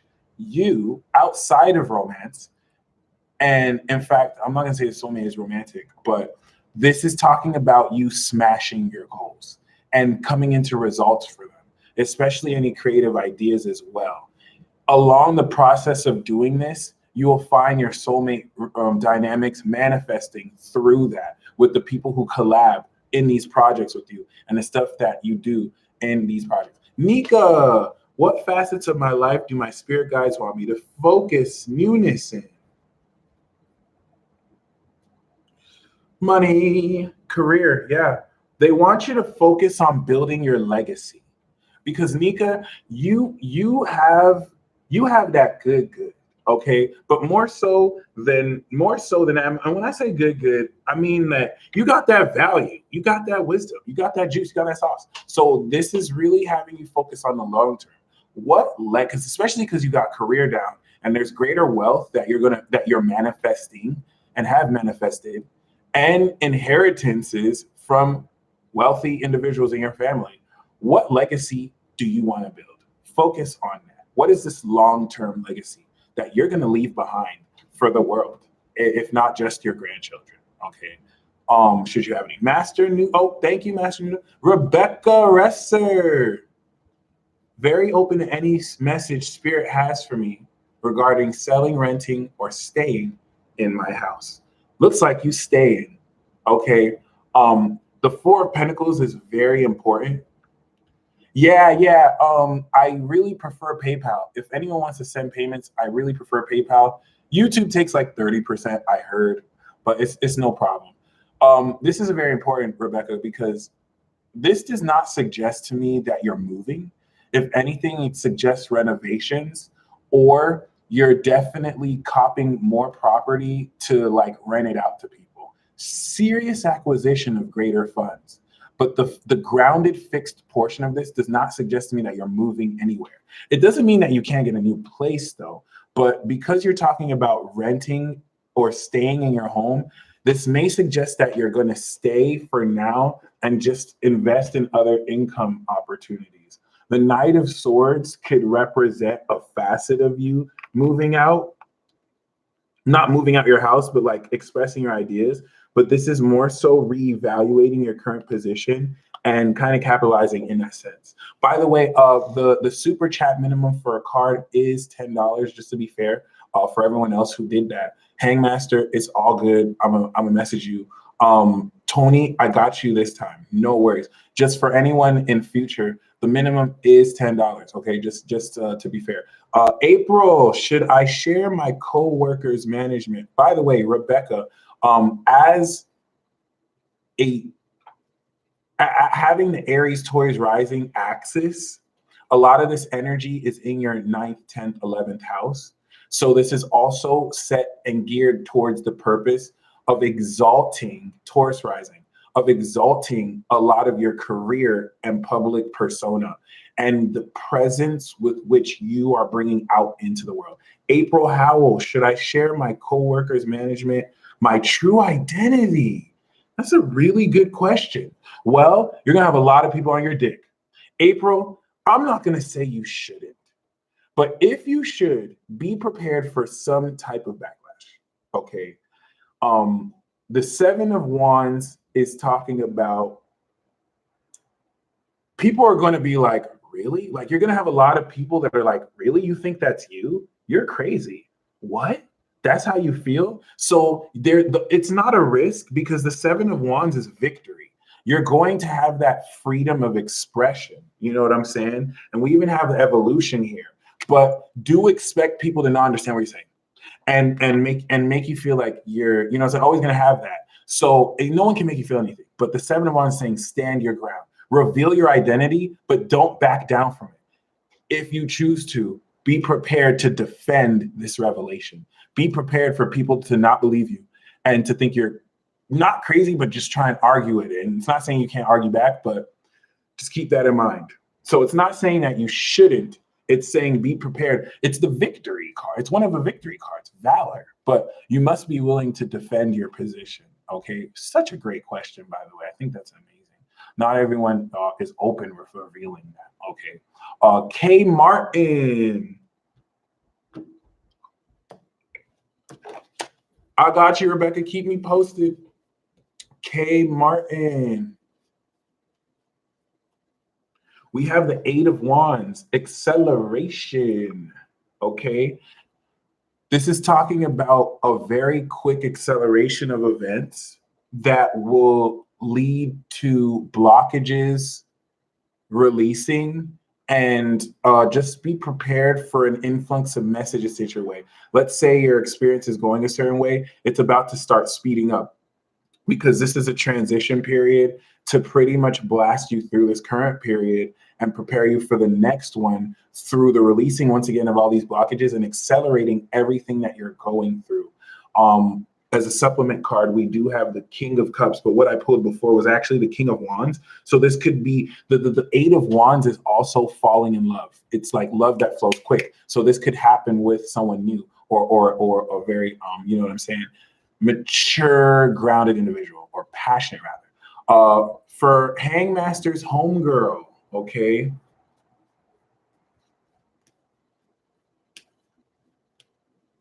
We have the Knight of Cups. and the 10 of Swords. So this is talking about someone who's hollering at her. Yeah, they got the Justin Bieber Velly swag, but what she may not see is that this person's down and out. So we're literally looking at Aladdin. We're looking at Aladdin. Someone who's like fronting as a prince, but they're not really talking about that. So keep that in mind, because the Prince of Cups does want to get in your pants. So if that's the energy that's coming at her, it's the Knight of Cups is someone very romantic, putting the moves, but it's not like they're broke. It's that they're down and out. They may not be expressing the fact that they're really in the lowest place in their life right now. So I think that's important to know. And Shinny G, Torianne, when will my finances balance out? Soon? Yes, sooner than later. And we have the Three of Wands. So by the Sun in Aries, by March, we're seeing financial breakthrough. Stabilization will come before then. But in order to facilitate this, you must commit to plans to get out of this financial bind. Okay, what are realistic plans you can act on now to do so? And the universe will meet you halfway. Lamar Harmon, remember $10 minimum in future, but we do have the Queen of Cups. There is a feminine influence tugging at your heartstrings. She's patient with you. She's very psychic. She's drawing you towards her. And this is allowing you to develop lessons of your heart to learn with her influence. Oh, I see you, Yale. Thank you.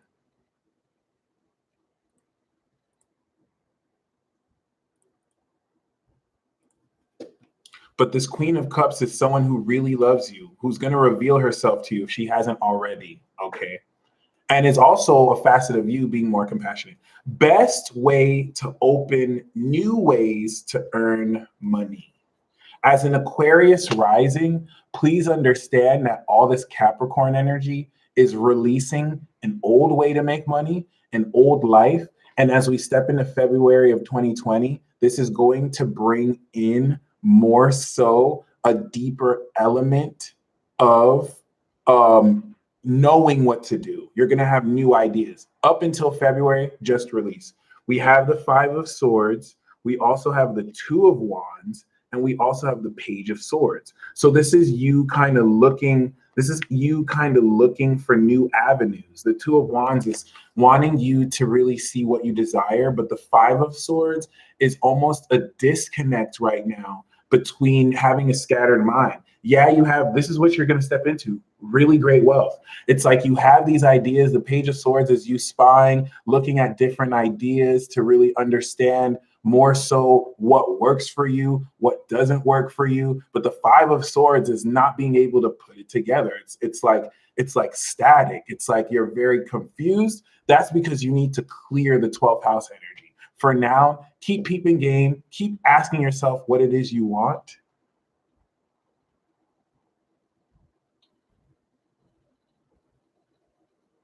L Simply, can you give me an example?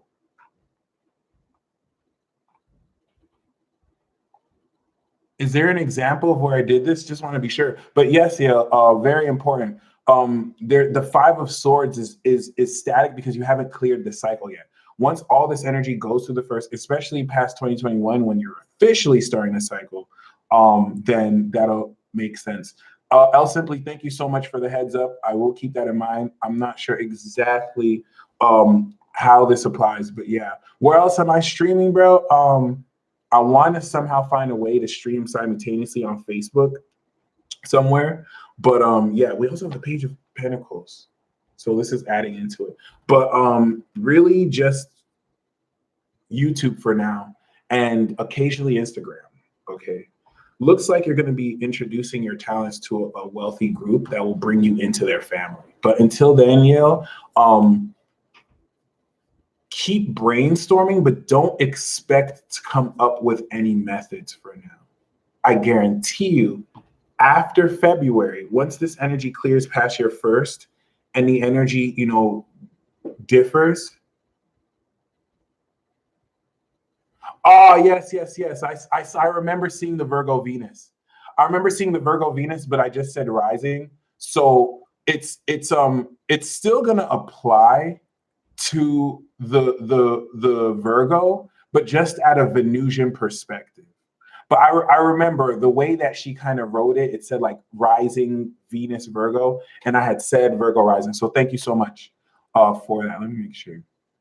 Yeah, Cancer rising, Leo Sun and Moon, Cancer rising, Virgo Venus. Okay, so a lot of what I said about Neptune being in the 7th in the chart still applies. It's not in the 7th, but Venus is opposite Neptune, so that same dynamic with not being seen right still applies. So thank you for once again just kind of calling me out on that. Hey, Ashley.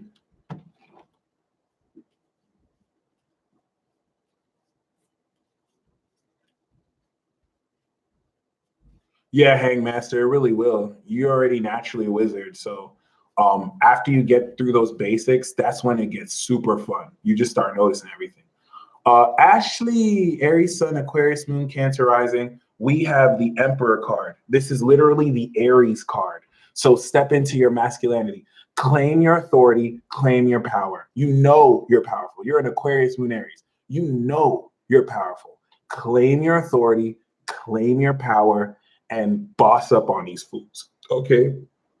Simple message.